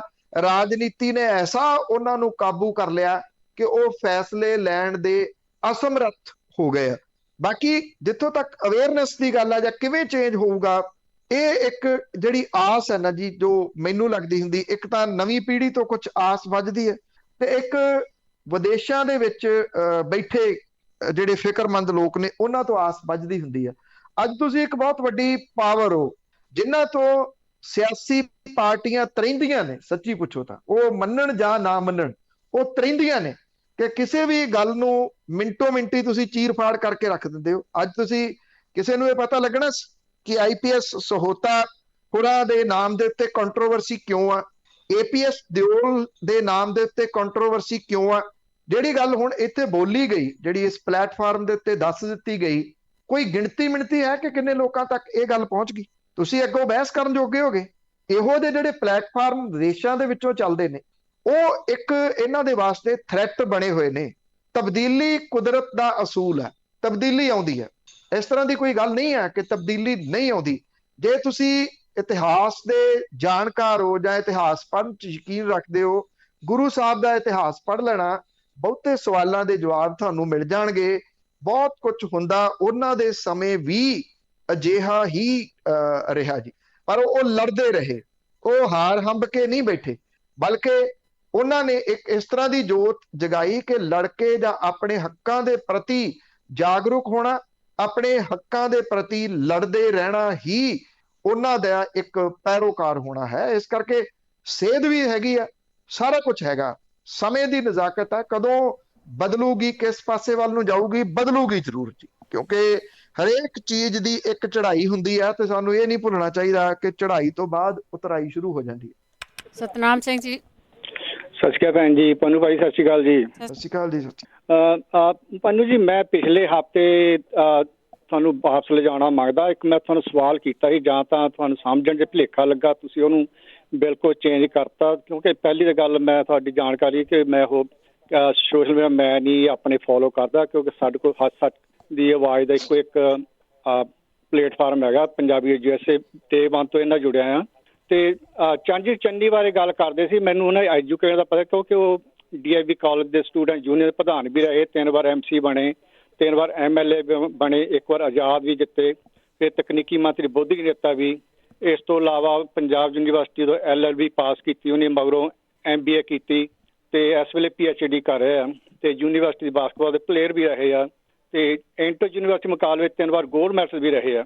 ਮੇਰਾ ਸਵਾਲ ਵੀਰ ਜੀ ਇਹ ਸੀਗਾ ਵੀ ਸਾਨੂੰ ਪਤਾ ਵੀ ਬਹੁਤ ਕਾਬਲੀਅਤ ਹੈ, ਵੀ ਸਾਨੂੰ ਬੜਾ ਮਾਣ ਹੈ ਵੀ ਇਹ ਗਰੀਬ ਘਾਣੇ ਤੋਂ ਉੱਠ ਕੇ ਕਿੱਥੇ ਮੰਨ ਲਓ ਆਪਣੇ ਐਡੀ ਵੱਡੀ ਪਦਵੀ ਤੇ ਪਹੁੰਚੇ ਆ, ਤੇ ਸਾਨੂੰ ਕੋਈ, ਪਰ ਅਸੀਂ ਤਾਂ ਵੀਰ ਜੀ ਇਹ ਸੁਣਨਾ ਮੰਗਦੇ ਵੀ ਉੱਥੇ ਨਾ ਤਾਂ ਕੋਈ ਦਲਿਤ ਮੁੱਖ ਮੰਤਰੀ, ਨਾ ਕੋਈ, ਕਿਉਂਕਿ ਆਪਣੇ ਅਮਰਿੰਦਰ ਸਿੰਘ ਜੱਟ ਸੀ, ਜੱਟਾਂ ਨੂੰ ਕੀ ਫਾਇਦਾ ਹੋਇਆ? ਤੇ ਦਲਿਤਾਂ ਨੂੰ, ਉਹਨੂੰ ਇਕੱਲੇ ਦਲਿਤਾਂ ਦਾ ਕੰਮ ਨਹੀਂ ਕਰਨਾ, ਸਾਨੂੰ ਉਹ ਚਾਹੀਦਾ ਜਿਹੜਾ ਪੰਜਾਬ ਦੇ ਲੋਕਾਂ ਦੇ ਮਸਲੇ ਹੱਲ ਕਰੇ, ਉਹਨਾਂ ਦੀ ਗੱਲ ਸੁਣੇ। ਮੇਰਾ ਕੁਐਸਚਨ ਇਹ ਸੀ ਵੀ ਕਿਉਂ ਕਿ ਉਹਨਾਂ ਨੂੰ ਸਿਰਫ ਇਹ ਕਾਂਗਰਸ ਨੇ ਪੱਤਾ ਖੇਲਿਆ ਦਲਿਤ ਬਣਾ ਕੇ ਉਹਨਾਂ ਵੋਟਾਂ ਲੈਣ ਵਾਸਤੇ, ਜਾਂ ਕਿ ਉਹਨਾਂ ਵਾਕਿਆ ਉਹਨਾਂ ਨੂੰ ਕਾਬਲੀਅਤ ਉਹਨਾਂ ਦੀ ਐਜੂਕੇਸ਼ਨ ਕਾਬਲੀਅਤ ਦੇ ਹਿਸਾਬ ਨਾਲ ਉਹਨਾਂ ਨੂੰ ਮੁੱਖ ਮੰਤਰੀ ਬਣਾਇਆ? ਮੇਰਾ ਕੁਐਸਚਨ ਇਹ ਸੀ ਜੀ। ਜੀ ਜੀ ਜੀ ਜੀ, ਥੈਂਕ ਯੂ ਜੀ। ਚਲੋ ਮੈਂ ਜਿਹੜੀ ਮਾਫੀ ਚਾਹੁੰਦਾ ਜੀ ਕਿ ਜੇ ਮੈਨੂੰ ਉਹ ਸਮਝ ਨਹੀਂ ਆ ਸਕਿਆ, ਮੇਰੀ ਬੇਸਮਝੀ ਹੋ ਸਕਦੀ ਹੈ। ਮੈਂ ਇਹ ਸਮਝਿਆ ਕਿ ਸ਼ਾਇਦ ਤੁਸੀਂ ਐਜੂਕੇਸ਼ਨ ਦੇ ਉੱਤੇ ਉਹਨਾਂ ਦੇ ਜਿਹੜਾ ਉਹ ਸਵਾਲ ਕੀਤਾ ਸੀ। ਮੈਨੂੰ ਬਹੁਤ ਚੰਗੀ ਤਰ੍ਹਾਂ ਯਾਦ ਹੈ ਜੀ ਤੁਹਾਡਾ ਸਵਾਲ, ਪਿਛਲੇ ਹਫ਼ਤੇ ਦਾ ਵੀ ਯਾਦ ਹੈ। ਤੁਹਾਡਾ ਸਵਾਲ ਬਹੁਤ ਵਾਜਬ ਹੈ ਜੀ, ਬੇਹੱਦ ਵਾਜਬ ਹੈ। ਮੈਂ ਐਪਰੀਸ਼ੀਏਟ ਕਰਦਾ ਇਸ ਚੀਜ਼ ਨੂੰ, ਤੁਸੀਂ ਦੁਬਾਰਾ ਕਾਲ ਕੀਤੀ ਔਰ ਮੈਨੂੰ ਵੀ ਗਲਤੀ ਦਾ ਅਹਿਸਾਸ ਕਰਾਇਆ, ਤੇ ਜਿਹੜਾ ਸਹੀ ਸਵਾਲ ਹੈ ਉਹ ਸਾਹਮਣੇ ਨਹੀਂ ਸੀ ਆ ਸਕਿਆ, ਉਹਨੂੰ ਦੁਬਾਰਾ ਤੁਸੀਂ ਕੀਤਾ। ਇਹ ਬਹੁਤ ਵੱਡਾ ਪੁਆਇੰਟ ਹੈ ਇਸ ਵੇਲੇ ਕਿ ਅਸੀਂ ਵਰਣ ਵੰਡ ਤੇ ਵਰਗ ਵੰਡ ਦੇ ਵਿੱਚ ਬੜੀ ਤੇਜ਼ੀ ਦੇ ਨਾਲ ਜਾ ਰਹੇ ਹਾਂ। ਅਸੀਂ ਸਿਆਸੀ ਲੋਕਾਂ ਦੀ ਉਹ ਜਿਹੜੀ ਘੁੰਮਣ ਘੇਰੀ ਆ ਉਹਦੇ ਵਿੱਚ ਸਾਨੂੰ ਫਸਾਇਆ ਜਾ ਰਿਹਾ, ਅਸੀਂ ਫਸਦੇ ਜਾ ਰਹੇ ਹਾਂ। ਇਹ ਲਫ਼ਜ਼ ਬਹੁਤ ਵੱਡੇ ਪੱਧਰ ਦੇ ਉੱਤੇ ਪ੍ਰਚਾਰਿਆ ਗਿਆ। ਜੇ ਤੁਸੀਂ ਸੁਣਿਆ ਹੋਵੇ, ਸੁਣਦੇ ਹੋ, ਤੁਸੀਂ ਕਿਹਾ ਤੁਸੀਂ ਹਮੇਸ਼ਾ ਜੁੜੇ ਰਹਿੰਦੇ ਹੋ, ਮੈਂ ਕਦੀ ਵੀ ਉਹ ਲਫ਼ਜ਼ ਉਹਨਾਂ ਦੇ ਵਾਸਤੇ ਨਹੀਂ ਵਰਤਿਆ। ਸਾਡਾ ਘੱਟੋ ਘੱਟ ਇਹ ਲਫ਼ਜ਼ ਵਰਤਣਾ ਇਸ ਕਰਕੇ ਨਹੀਂ ਬਣਦਾ ਕਿ ਜੇ ਆਪਾਂ ਸਿੱਖੀ ਦੀ ABC ਐਵੇਂ ਮਾੜਾ ਮੋਟਾ ਹੀ ਜੇ ਜਾਣਦਾ ਹੋਵਾਂ ਮੈਂ, ਤੇ ਮੈਂ ਸਮਝਦਾ ਕਿ ਉਹਦੇ ਵਿੱਚ ਪਹਿਲੀ ਤਾਂ ਗੱਲ ਇਹ ਹੈ ਨਾ ਕਿ ਜਿਹੜਾ ਕਿਸੇ ਨੂੰ ਵੀ ਕੋਈ ਜਾਤ ਪਾਤ ਦੇ ਨਾਂ ਦੇ ਉੱਤੇ ਨਹੀਂ ਪਛਾਣਿਆ ਜਾ ਸਕਦਾ। ਸਭੈ ਸਾਂਝੀ ਵਾਲ ਸਦਾਇਨ ਔਰ ਕੋ ਨਾ ਦਿਸੈ ਬਾਹਰ ਆ ਜੀ। ਉਹ ਅਸੀਂ ਸਿਰਫ ਪੜ੍ਹਨ ਤੱਕ ਸੀਮਿਤ ਨਹੀਂ, ਬਲਕਿ ਉਹ ਚੀਜ਼ਾਂ ਇੰਪਲੀਮੈਂਟ ਰਹਿਣੀਆਂ ਚਾਹੀਦੀਆਂ ਨੇ। ਸਿਆਸੀ ਪਾਰਟੀਆਂ ਨੇ ਇਹੀ ਚੀਜ਼ਾਂ ਉਭਾਰਨੀਆਂ ਹੁੰਦੀਆਂ ਨੇ। ਅੱਜ ਵੀ ਉਹ ਕੀ ਉਭਾਰ ਰਹੇ ਆ ਕਿ ਕਿਸ ਜਗ੍ਹਾ ਦੇ ਉੱਤੇ ਤੁਸੀਂ ਦੇਖੋ ਕਿ ਇਸ ਇੱਕ ਕਾਸਟ ਦੇ ਵਿੱਚੋਂ ਅਸੀਂ ਇੱਥੇ ਫਿੱਟ ਕਰਨਾ, ਅਸੀਂ ਇਸ ਕਾਸਟ ਦੇ ਵਿੱਚੋਂ ਇੱਥੇ ਫਿੱਟ ਕਰਨਾ। ਇਹ ਪੁਆਇੰਟ ਬਹੁਤੀਆਂ ਗੱਲਾਂ ਦਾ ਜਵਾਬ ਦਿੰਦਾ ਤੁਹਾਡਾ ਸਵਾਲ ਹੀ, ਕਿ ਜੇ ਕਿਸੇ ਇੱਕ ਕਾਸਟ ਨੇ ਇਹ ਸਾਰੇ ਮਸਲਿਆਂ ਦਾ ਹੱਲ ਕਰਦਾ ਹੁੰਦਾ ਤੇ ਮੈਕਸਿਮਮ ਟਾਈਮ ਤਾਂ ਜੱਟ ਮੁੱਖ ਮੰਤਰੀ ਰਿਹਾ। ਜੱਟਾਂ ਨੇ ਸਭ ਤੋਂ ਵੱਧ ਫਾਹੇ ਲਏ ਆ, ਜੱਟਾਂ ਨੇ ਸਭ ਤੋਂ ਵੱਧ ਖੁਦਕੁਸ਼ੀਆਂ ਕੀਤੀਆਂ ਨੇ, ਜੱਟ ਸਭ ਤੋਂ ਵੱਧ ਥੱਲੇ ਲੱਗ ਗਏ। ਇਹ ਜੇ ਹਾਂ ਗੱਲ ਸਮਝ ਆ ਗਈ, ਫਿਰ ਕਾਸਟਿਜ਼ਮ ਤੋਂ ਆਪਾਂ ਬਾਹਰ ਹੋ ਜਾਵਾਂਗੇ, ਪਾਸੇ ਹੋ ਜਾਵਾਂਗੇ। ਫਿਰ ਤੁਹਾਡੇ ਵਾਂਗੂ ਪਿੜ ਮੋਕਲਾ ਕਰਕੇ ਵੱਡਾ ਕਰਕੇ ਸੋਚਾਂਗੇ ਕਿ ਸਾਨੂੰ ਸਾਡੇ ਉੱਤੇ ਤੁਸੀਂ ਕਿਉਂ ਮੜੀ ਤੁਰੇ ਜਾਂਦੇ ਹੋ। ਇਹ ਚੀਜ਼ ਕਿ ਕੌਣ ਹੋ ਸਕਦਾ, ਕਿਹੜੀ ਕਾਸਟ ਦਾ ਹੋ ਸਕਦਾ, ਤਾਂ ਮੁੱਖ ਮੰਤਰੀ ਚਾਹੀਦਾ। ਅੱਜ ਕਿਸੇ ਨੂੰ ਉਹ ਹੋ ਸਕਦਾ ਗਲਤ ਲੱਗੇ, ਮੈਂ ਇਸੇ ਕਰਕੇ ਇਹ ਗੱਲ ਕਹਿੰਦਾ ਸੀਗਾ, ਜੇ ਪੰਜਾਬ ਦੇ ਮੁੱਖ ਮੰਤਰੀ ਸੁਨੀਲ ਜਾਖੜ ਬਣ ਜਾਂਦਾ, ਘੱਟੋ ਘੱਟ ਉਹ ਬੰਦਾ ਇੰਟੈਲੀਜੈਂਟ ਹੈ, ਇੰਟੈਲੈਕਚੁਅਲ ਹੈ, ਉਹਦੇ ਪੋਟਿਆਂ ਦੇ ਉੱਤੇ ਪੰਜਾਬ ਦੀਆਂ ਸਮੱਸਿਆਵਾਂ ਦਾ ਜ਼ਿਕਰ ਹੈ, ਪਰਖ ਲੈਣਾ ਚਾਹੀਦਾ ਸੀਗਾ। ਸਰ ਛੋਟੂ ਰਾਮ ਹੋਰਾਂ ਨੂੰ ਯਾਦ ਕਿਉਂ ਕੀਤਾ ਜਾਂਦਾ? ਅੱਜ ਉਹਨਾਂ ਦੇ ਨਾਲ ਕਿਹੜੀ ਕਾਸਟ ਲੱਗੀ ਹੋਈ ਸੀ, ਕੰਮ ਕੀਤਾ ਉਹਨਾਂ ਨੇ। ਲਛਮਣ ਸਿੰਘ ਗਿੱਲ ਹੋਰਾਂ ਨੂੰ ਯਾਦ ਕਿਉਂ ਕੀਤਾ ਜਾਂਦਾ? ਠੀਕ ਹੈ, ਉਹ ਜੱਟ ਭਾਈਚਾਰੇ ਦੇ ਵਿੱਚੋਂ ਸਨ, ਉਹਨਾਂ ਦੇ ਕੰਮ ਕਰਕੇ ਯਾਦ ਕੀਤਾ ਜਾਂਦਾ। ਪ੍ਰਕਾਸ਼ ਸਿੰਘ ਬਾਦਲ ਹੋਰੀ 5 ਵਾਰੀ ਮੁੱਖ ਮੰਤਰੀ ਬਣੇ। ਜਿਹੜੇ ਲੋਕਾਂ ਨੂੰ ਸਿਆਸਤ ਦੇ ਵਿੱਚ ਸਭ ਤੋਂ ਵੱਧ ਨਾਪਸੰਦ ਕੀਤਾ ਜਾਂਦਾ, ਉਹਨਾਂ ਦੇ ਵਿੱਚੋਂ ਅੱਜ ਪ੍ਰਕਾਸ਼ ਸਿੰਘ ਬਾਦਲ ਹੋਰੀ ਇੱਕ ਨੇ। ਫਿਰ 5 ਵਾਰੀ ਮੁੱਖ ਮੰਤਰੀ ਵੀ ਉਹ ਬਣੇ। ਇਹ ਤੁਹਾਡੀ ਗੱਲ ਬਿਲਕੁਲ ਠੀਕ ਹੈ, ਇਹਦੇ ਨਾਲ ਕੁਝ ਵੀ ਹੱਲ ਨਹੀਂ ਹੋ ਸਕਣਾ। ਇੱਕ ਚੀਜ਼ ਵੱਲ ਹੋਰ ਧਿਆਨ ਦੇਣ ਦੀ ਲੋੜ ਆ, ਉਹ ਇਹ ਹੈ ਕਿ ਜਿਸ ਦਿਨ ਮੰਤਰੀ ਵੰਡੇ ਆ, ਇੱਥੇ ਬਹੁਤ ਸਾਰੇ ਵੈਬ ਚੈਨਲਾਂ ਨੇ ਜਿੰਨਾ ਰੌਲਾ ਪਾਇਆ, ਦੁਆਬੇ ਨੂੰ ਇੰਨੇ %, ਮਾਝੇ ਨੂੰ ਇੰਨੇ %, ਮਾਲਵਾ ਫਾਡੀ ਰਹਿ ਗਿਆ, ਮਾਲਵਾ ਇਸ ਕਾਸਟ ਦੇ ਮੰਤਰੀ ਬਣਾਉਣ ਦੇ ਵਿੱਚ ਇੰਨਾ ਸਫਲ ਹੋ ਗਿਆ, ਮਾਝੇ ਦੇ ਵਿੱਚੋਂ ਇਸ ਕਾਸਟ ਦੇ ਮੰਤਰੀ ਕਿਉਂ ਨਹੀਂ ਬਣਾਏ ਗਏ, ਦੁਆਬੇ ਦੇ ਵਿੱਚ ਇਸ ਕਾਸਟ ਦੇ ਨਾਲ ਹੋ ਗਿਆ ਧੱਕਾ। ਮੈਂ ਤਾਂ ਉਸ ਦਿਨ ਵੀ ਲਿਖਿਆ ਸੀ ਵੀ ਕਿਸੇ ਵੇਲੇ ਪੰਜਾਬ ਉਹ ਫਰੀਦਾਬਾਦ ਤੋਂ ਸ਼ੁਰੂ ਹੋ ਕੇ ਖੈਬਰ ਤੱਕ ਜਾਂਦਾ ਸੀ, ਪੰਜਾਬ ਉਹ ਸੀ। ਫਿਰ ਪੰਜਾਬੀ ਸੂਬਾ ਬਣਾਇਆ ਗਿਆ, ਪੰਜਾਬੀ ਸੂਬੀ ਬਣਾਈ ਗਈ, ਉਹਦੇ ਵਿੱਚੋਂ ਹਰਿਆਣਾ ਕੱਢ ਦਿੱਤਾ ਗਿਆ, ਹਿਮਾਚਲ ਵੀ ਇਹਦਾ ਸਾਰਾ ਪਾਰਟ ਹੁੰਦਾ ਸੀ। ਚਲੋ ਉਹ ਅੱਗੇ ਪਿੱਛੇ ਕਰਕੇ ਹੀ ਸਹੀ, ਇਹ ਕੱਢ ਤਾਂ ਦਿੱਤੇ ਗਏ। ਅੱਜ ਤੁਸੀਂ ਮਾਲਵੇ, ਦੁਆਬੇ, ਮਾਝੇ ਦੇ ਵਿੱਚ ਵੰਡਣ ਦੇ ਵਾਸਤੇ ਹਥਿਆਰ ਕੱਸੀ ਬੈਠੇ ਹੋ, ਇਹ ਜਿਹੜੇ ਕੁਝ ਵੈਬ ਚੈਨਲਾਂ ਵਾਲੇ। ਸਾਨੂੰ ਇਸ ਪਾਸੇ ਵੱਲ ਵੀ ਧਿਆਨ ਦੇਣ ਦੀ ਲੋੜ ਹੈ। ਚੁਫੇਰੇ ਤੋਂ ਹਮਲੇ ਹੋ ਰਹੇ ਆ। ਇੱਕ ਤਾਂ ਕਾਸਟ ਦੇ ਤੌਰ ਦੇ ਉੱਤੇ ਸਾਨੂੰ ਵੰਡਿਆ ਜਾ ਰਿਹਾ, ਬੜੇ ਵੱਡੇ ਪੱਧਰ ਦੇ ਉੱਤੇ ਵੰਡਿਆ ਜਾ ਰਿਹਾ। ਇਸ ਚੀਜ਼ ਨੂੰ ਕਿਉਂ ਪ੍ਰਚਾਰਿਆ ਗਿਆ? ਤੁਹਾਡਾ ਪੁਆਇੰਟ ਮੈਂ ਫਿਰ ਇਹ ਕਹੂੰਗਾ ਜੀ ਕਿ ਉਹ ਮੈਨੂੰ ਨਹੀਂ ਸਮਝ ਆਇਆ, ਉਹ ਮੇਰੀ ਬੇਅਕਲੀ ਹੋ ਸਕਦੀ ਹੈ। ਤੁਹਾਡੀ ਗੱਲ ਬਿਲਕੁਲ ਠੀਕ ਹੈ ਕਿ ਉਹਨਾਂ ਨੂੰ ਐਜੂਕੇਸ਼ਨ ਦੇ ਆਧਾਰ ਦੇ ਉੱਤੇ ਇਹ ਰੱਖਣਾ ਚਾਹੀਦਾ ਕਿ ਉਹ ਬਹੁਤ ਸਿਆਣੇ ਨੇ, ਪੜ੍ਹੇ ਲਿਖੇ ਨੇ, ਹਾਈਲੀ ਐਜੂਕੇਟਡ ਨੇ। ਜਿਹੜਾ ਇੱਕ ਗਿਲਾ ਰਹਿੰਦਾ ਰਿਹਾ ਕਿ ਐਜੂਕੇਟਡ ਲੋਕ ਕਿਉਂ ਨਹੀਂ ਇੱਥੇ ਆਉਂਦੇ, ਉਸ ਆਧਾਰ ਦੇ ਉੱਤੇ ਉਹਨਾਂ ਦੀ ਪਰਖ ਹੋਣੀ ਚਾਹੀਦੀ ਹੈ, ਨਾ ਕਿ ਇਸ ਆਧਾਰ ਦੇ ਉੱਤੇ ਕਿ ਉਹ ਕਿਹੜੀ ਕਾਸਟ ਦੇ ਵਿੱਚੋਂ ਆਉਂਦੇ ਨੇ। ਤੇ ਉਮੀਦ ਕੀਤੀ ਜਾਵੇ ਜਿੰਨਾ ਕੁ ਸਮਾਂ ਉਹਨਾਂ ਦੇ ਕੋਲੇ ਬਚਦਾ, ਸਮਾਂ ਤਾਂ ਹੈ ਨਹੀਂਗਾ, ਕਿ ਉਹਦੇ ਵਿੱਚ ਉਹ ਪੰਜਾਬ ਦੀ ਗੱਲ ਕਰਨਗੇ, ਨਾ ਕਿ ਕਿਸੇ ਕਾਸਟ ਦੀ। ਅਗਲੇ ਕਾਲਰ ਨੇ ਸੁਰਿੰਦਰ ਸਿੰਘ। ਹਾਂਜੀ ਭੈਣ ਜੀ ਤੇ ਪੰਨੂ ਸਾਹਿਬ ਤੇ ਸਾਰੇ USA ਰੇਡੂ ਦੇ ਟੱਬਰ ਨੂੰ ਸਤਿ ਸ੍ਰੀ ਅਕਾਲ ਜੀ। ਸਤਿ ਸ੍ਰੀ ਅਕਾਲ ਜੀ। ਪੰਨੂ ਸਾਹਿਬ ਤੁਸੀਂ ਕਹਿੰਦੇ ਹੁੰਦੇ ਬੇਉਮੀਦ ਨਹੀਂ ਹੋਣਾ ਚਾਹੀਦਾ, ਪਰ ਮੈਂ ਬੇਉਮੀਦ ਆ ਵੀ ਕਦੇ ਵੀ ਇਹ ਜਾਤ ਪਾਤ ਸਾਡੇ ਚੋਂ ਨਹੀਂ ਮੁੱਕਣੀ, ਕਿਉਂਕਿ ਇੰਨੇ ਪਰਿਵਾਰ ਗੁਰੂ ਨੇ ਬਾਹਰ, ਤੇ ਤੁਸੀਂ ਹਿੰਦੁਸਤਾਨ ਚ ਤਾਂ ਕੀ ਮੁੱਕਣੀ ਹੈ। ਇੱਧਰ ਆ ਗਈਆਂ ਜਾਤਾਂ ਪਾਤਾਂ, ਇੱਧਰ ਜਾਤਾਂ ਪਾਤਾਂ ਦੇ ਗੁਰਦੁਆਰੇ ਆ ਜੀ, ਜਾਤਾਂ ਪਾਤਾਂ ਦੇ ਮੰਦਿਰ ਆ, ਜਾਤਾਂ ਪਾਤਾਂ ਦੀਆਂ ਗੱਲਾਂ ਹੋ ਰਹੀਆਂ, ਜਾਤਾਂ ਪਾਤਾਂ ਦੇ ਰਿਸ਼ਤਿਆਂ ਦੇ ਵਿੱਚ ਇੱਥੇ ਬਹੁਤ ਵਿਗਾੜ ਪੈ ਰਹੇ ਆ। ਇਹ ਜਾਤ ਪਾਤ ਨਹੀਂ ਮੁੱਕਣੀ, ਮੈਂ ਇਸ ਗੱਲੋਂ ਬੇਉਮੀਦ। ਇਹਦੇ ਬਾਰੇ ਦੱਸਿਓ। ਤੇ ਦੂਜਾ, ਇਹ ਅਕਾਲੀ ਦਲ ਨੂੰ ਕੁਛ ਝਟਕਾ ਲੱਗਾ ਜੀ ਕੈਪਟਨ ਸਾਹਿਬ ਦੇ ਲਿਥਣ ਦਾ, ਨਹੀਂ ਤਾਂ ਉਹ ਪੂਰੀ ਉਮੀਦ ਬਣਾਈ ਬੈਠੇ ਸਰਕਾਰ ਸਾਡੀ ਆਊਗੀ, ਹੁਣ ਸ਼ਾਇਦ ਕੁਛ ਉਹਨਾਂ ਨੂੰ ਬੇਉਮੀਦੀ ਹੋ ਗਈ ਜੀ। ਇਹਦੇ ਬਾਰੇ ਦੱਸ ਦਿਓ ਦੋ ਗੱਲਾਂ ਜੀ। Thank you. ਦੇਖੋ ਜੀ, ਉਹ ਤਾਂ ਮੈਂ ਮਹੇਸ਼ਿੰਦਰ ਸਿੰਘ ਗਰੇਵਾਲ ਹੋਰਾਂ ਦਾ ਬਿਆਨ ਤੁਹਾਡੇ ਨਾਲ ਸਾਂਝਾ ਕੀਤਾ ਵੀ ਉਹ ਬਹੁਤ ਦੁੱਖ ਲੱਗਿਆ ਉਹਨਾਂ ਨੂੰ ਵੀ ਕੈਪਟਨ ਅਮਰਿੰਦਰ ਸਿੰਘ ਹੋਰਾਂ ਦੀ ਇਉਂ ਬਦਖੋਈ ਨਹੀਂ ਕਰਨੀ ਚਾਹੀਦੀ। ਕਿਸੇ ਕਾਂਗਰਸੀ ਨੇ ਬਿਆਨ ਨਹੀਂ ਦਿੱਤਾ ਅਜੇ ਤੱਕ, ਅਕਾਲੀਆਂ ਨੇ ਹੀ ਦਿੱਤਾ। ਕਿਉਂ ਦਿੱਤਾ ਹੈ ਉਹ ਤੁਸੀਂ ਸਮਝ ਸਕਦੇ ਆ। ਚਾਚਾ ਭਤੀਜਾ 75-25 ਸਾਰਾ ਕੁਝ ਤਾਂ ਤੁਸੀਂ ਜਾਣਦੇ ਹੋ। ਜਿਹੜੀ ਗੱਲ ਤੁਸੀਂ ਕੀਤੀ ਹੈ ਬਿਲਕੁਲ ਇਹ ਗੱਲਾਂ ਸਾਡੇ ਵਿੱਚੋਂ ਨਹੀਂ ਨਿਕਲ ਸਕਦੀਆਂ ਜੀ, ਜਿਹੜੀਆਂ ਕਾਸਟਿਜ਼ਮ ਵਾਲੀਆਂ। ਅਜੇ ਇੱਕ ਚੀਜ਼ ਤੁਸੀਂ ਛੱਡ ਗਏ, ਹੌਲੀ ਹੌਲੀ ਹੋਰ 15-20 ਸਾਲਾਂ ਨੂੰ ਬਹੁਤ ਸਾਰੇ, ਕਿਉਂਕਿ ਅਜੇ ਇਸ ਬਿਜ਼ਨਸ 'ਚ ਆਏ ਘੱਟ ਹੈ। ਕੈਨੇਡਾ ਦੇ ਵਿੱਚ ਤਾਂ ਆਉਣੇ ਸ਼ੁਰੂ ਹੋ ਗਏ ਹੁਣ ਫਿਊਨਰਲ ਹੋਮ ਵਾਲੇ ਬਿਜ਼ਨਸ, ਤੇ ਜਿਵੇਂ ਜਿਵੇਂ ਇਸ ਬਿਜ਼ਨਸ ਦੇ ਵਿੱਚ ਆਉਣਗੇ ਉੱਥੇ ਵੀ ਜੱਟਾਂ ਦੇ ਵੱਖਰੇ ਫਿਊਨਰਲ ਹੋਮ ਬਣਨਗੇ ਤੇ ਦੂਜੀਆਂ ਕਾਸਟਾਂ ਦੇ ਵੱਖਰੇ ਫਿਊਨਰਲ ਹੋਮ ਬਣਨਗੇ। ਜਿਵੇਂ ਇੱਥੋਂ ਦੇ ਪਿੰਡਾਂ ਦੇ ਵਿੱਚ ਸ਼ਮਸ਼ਾਨ ਘਾਟ ਨੇ, ਜੱਟਾਂ ਦਾ ਵੱਖਰਾ, ਦੂਸਰਿਆਂ ਦੇ ਸਾਰਿਆਂ ਦੇ ਵੱਖਰੇ ਨੇ। ਉਹ ਉੱਥੇ ਨਹੀਂ ਫੂਕ ਸਕਦੇ, ਉਹ ਉੱਥੇ ਨਹੀਂ ਫੂਕ ਸਕਦੇ। ਜਿਹੜਾ ਮਰੀ ਗਿਆ, ਜਿਹੜਾ ਦੁਨੀਆ ਤੋਂ ਹੀ ਤੁਰ ਗਿਆ, ਉਹਨੇ ਵਿਚਾਰੇ ਨੇ ਉੱਠ ਕੇ ਥੋੜੀ ਪੁੱਛਣਾ ਕਿ ਮੇਰੇ ਕਿਰਿਆ ਕਰਮ ਤੁਸੀਂ ਕਿੰਨਾ ਵਾਲੇ ਸ਼ਮਸ਼ਾਨ ਘਾਟ ਦੇ ਵਿੱਚ ਕਰ ਰਹੇ ਹੋ। ਅਸੀਂ ਤਾਂ ਉਹ ਵੀ ਵੰਡੇ ਬੈਠੇ ਆ। ਗੁਰਦੁਆਰੇ ਤਾਂ ਬਹੁਤ ਬਾਅਦ ਦੇ ਵਿੱਚ ਆਉਂਦੇ ਆ। ਜਿਹੜੀ ਗੱਲ ਉੱਥੇ ਹੀ ਫੇਰ ਆ ਜਾਂਦੀ ਹੈ ਕਿ ਅਸੀਂ ਗੁਰੂ ਨਾਨਕ ਨੂੰ ਮੰਨਣ ਵਾਲੇ ਆ, ਅਸੀਂ ਬਹੁਤ ਕੁਝ ਕਰਦੇ ਆ, ਅਸੀਂ ਤਾਂ ਇੰਨਾ ਕੁਝ ਕਰਦੇ ਆ ਜੀ, ਮਾਰ ਫੜ ਕੇ ਝਾੜੂ ਫੇਰ ਕੇ ਸੜਕਾਂ ਐਨ ਸਾਫ਼ ਕਰ ਦਿੰਦੇ ਆ ਜੀ। ਜਦੋਂ ਉੱਥੋਂ ਦੀ ਨਗਰ ਕੀਰਤਨ ਕੱਢਣਾ ਹੁੰਦਾ, ਅਸੀਂ ਗੁਰੂ ਨਾਨਕ ਨੂੰ ਮੰਨਦੇ ਆ ਨਾ, ਗੁਰੂ ਨਾਨਕ ਦੀ ਨਹੀਂ ਮੰਨਦੇ। ਜਿਸ ਦਿਨ ਗੁਰੂ ਨਾਨਕ ਦੀ ਮੰਨਣ ਲੱਗੇ ਉਦੋਂ ਇਹ ਸਾਰਾ ਬਖੇੜਾ ਦੂਰ ਹੋ ਸਕਦਾ। ਪਰ ਜਿਹੜਾ ਪੁਜਾਰੀਵਾਦ ਭਾਰੂ ਹੋ ਗਿਆ, ਉਹਨੇ ਤੁਹਾਨੂੰ ਇਹ ਗੱਲਾਂ ਸੁਣਾਉਣੀਆਂ ਹੀ ਨਹੀਂ। ਉਹਨੇ ਤੁਹਾਨੂੰ ਉਹ ਚੀਜ਼ ਸੁਣਾਉਣੀ ਹੈ ਜਿਹਦੇ ਵਿੱਚ ਤੁਸੀਂ ਸਵਾਲ ਨਾ ਕਰ ਸਕੋ, ਸਿਰਫ ਅੱਖਾਂ ਮੀਚ ਕੇ ਪੱਟੀ ਬੰਨ ਕੇ ਉਹਨੂੰ ਪੈਸੇ ਚੜਾ ਸਕੋ। ਇਸ ਤੋਂ ਵੱਧ ਹੋਰ ਕੁਝ ਨਹੀਂ। ਮੈਂ ਇੱਕ ਦਿਨ ਇਹ ਗੱਲ ਉਠਾਈ ਸੀਗੀ ਕਿ ਜਿਹੜੇ ਤੁਹਾਡੇ ਆਫੀਸਰ ਸਨ ਪੁਲਿਸ ਦੇ, ਧਾਲੀਵਾਲ ਸਾਹਿਬ, ਵੈਰੀ ਰਿਸਪੈਕਟਡ ਨੇਮ, ਕਿ ਉਸ ਬੰਦੇ ਨੇ ਪੱਗ ਦੀ ਆਈਡੈਂਟਿਟੀ ਜਿੱਡੀ ਵੱਡੀ ਦਵਾਈ ਵਿਦੇਸ਼ਾਂ ਦੇ ਵਿੱਚ ਖਾਸ ਤੌਰ ਦੇ ਉੱਤੇ ਬਹੁਤ ਸਾਰੀਆਂ ਸੰਸਥਾਵਾਂ ਬੜੇ ਸਾਰੇ ਪੈਸੇ ਖਰਚ ਕੇ ਜਿਹੜੀ ਉਹ ਮਿਸਟੇਕਨ ਆਈਡੈਂਟਿਟੀ ਦੇ ਨਾਂ ਦੇ ਹੇਠ ਉਹ ਐਡਵਰਟਾਈਜ਼ਮੈਂਟ ਕਰਦੇ ਰਹੇ ਆ। ਪਰ ਉਹ ਧਾਲੀਵਾਲ ਸਾਹਿਬ ਨੇ ਜੋ ਆਈਡੈਂਟਿਟੀ ਦਵਾਈ ਬੜੀ ਵੱਡੀ ਸੀ, ਜਿਸ ਦਿਨ ਉਹਦੀ ਫੋਟੋ ਲਾਈ ਗਈ ਇੱਥੇ ਤਾਂ ਉਦੋਂ ਕਿਰਨਜੋਤ ਕੌਰ ਹੋਰਾਂ ਨੇ ਸਵਾਲ ਉਠਾਇਆ ਸੀ, ਜਿਹੜੇ ਸ਼੍ਰੋਮਣੀ ਗੁਰਦੁਆਰਾ ਪ੍ਰਬੰਧਕ ਕਮੇਟੀ ਦੇ ਸਾਬਕਾ ਜਨਰਲ ਸਕੱਤਰ ਨੇ, ਕਿ ਉਹਦੀ ਫੋਟੋ ਉੱਥੇ ਨਹੀਂ ਲੱਗਣੀ ਚਾਹੀਦੀ ਸੀ ਕਿਉਂਕਿ ਉਹਨੇ ਦਾੜੀ ਕੱਟੀ ਹੋਈ ਸੀ। ਅਸੀਂ ਅੱਜ ਕਿੱਥੇ ਖੜੇ ਆ? ਸਵਾਲ ਇਹ ਆ ਕਿ ਕੀ ਕਿਸੇ ਦਾੜੀ ਕੱਟੇ ਵਾਲੇ ਦੀ ਕੁਰਬਾਨੀ ਨੂੰ ਅਸੀਂ ਬਿਲਕੁਲ ਸਾਈਡ ਦੇ ਉੱਤੇ ਕਰ ਦਿਆਂਗੇ? ਲੋਕਾਂ ਨੇ ਉਹਦੇ ਵਿੱਚ ਬਹੁਤ ਵਿਰੋਧ ਕੀਤਾ ਜੀ। ਮੈਂ ਵੀ ਉਹ ਲਿਖਿਆ, ਮੇਰਾ ਵੀ ਵਿਰੋਧ ਕੀਤਾ ਇਸ ਗੱਲ ਦਾ ਕਿ ਨਹੀਂ ਲੱਗਣੀ ਚਾਹੀਦੀ, ਉਹਦੀ ਫੋਟੋ ਉੱਥੇ ਨਹੀਂ ਲੱਗਣੀ ਚਾਹੀਦੀ। ਮੈਂ ਸਮਝਦਾ ਕਿਉਂ ਨਹੀਂ ਲੱਗਣੀ ਚਾਹੀਦੀ, ਬਲਕਿ ਜਿਹੜੇ ਲੋਕ ਇਹਦੇ ਹੱਕ ਦੇ ਵਿੱਚ ਬੋਲਦੇ ਆ, ਜਿਹੜੇ ਜਾਂ ਬੋਲਦੇ ਰਹੇ ਆ ਵਿਦੇਸ਼ਾਂ ਦੇ ਵਿੱਚ ਕਿ ਇਹਨਾਂ ਦੇ ਨਾਲ ਧੱਕਾ ਨਹੀਂ ਹੋਣਾ ਚਾਹੀਦਾ, ਜਦੋਂ ਕੱਲ ਨੂੰ ਉਹਨਾਂ ਦੇ ਬਾਰੇ ਦੱਸਣਾ, ਫੋਟੋ ਉਹਨਾਂ ਦੀ ਵੀ ਲੱਗਣੀ ਚਾਹੀਦੀ ਹੈ ਜੀ। ਕਿਉਂ ਨਹੀਂ ਲੱਗਣੀ ਚਾਹੀਦੀ ਉਹਨਾਂ ਦੀ? ਜਿਨ੍ਹਾਂ ਨੇ ਵੀ ਹਾਂ ਦਾ ਨਾਰਾ ਮਾਰਿਆ।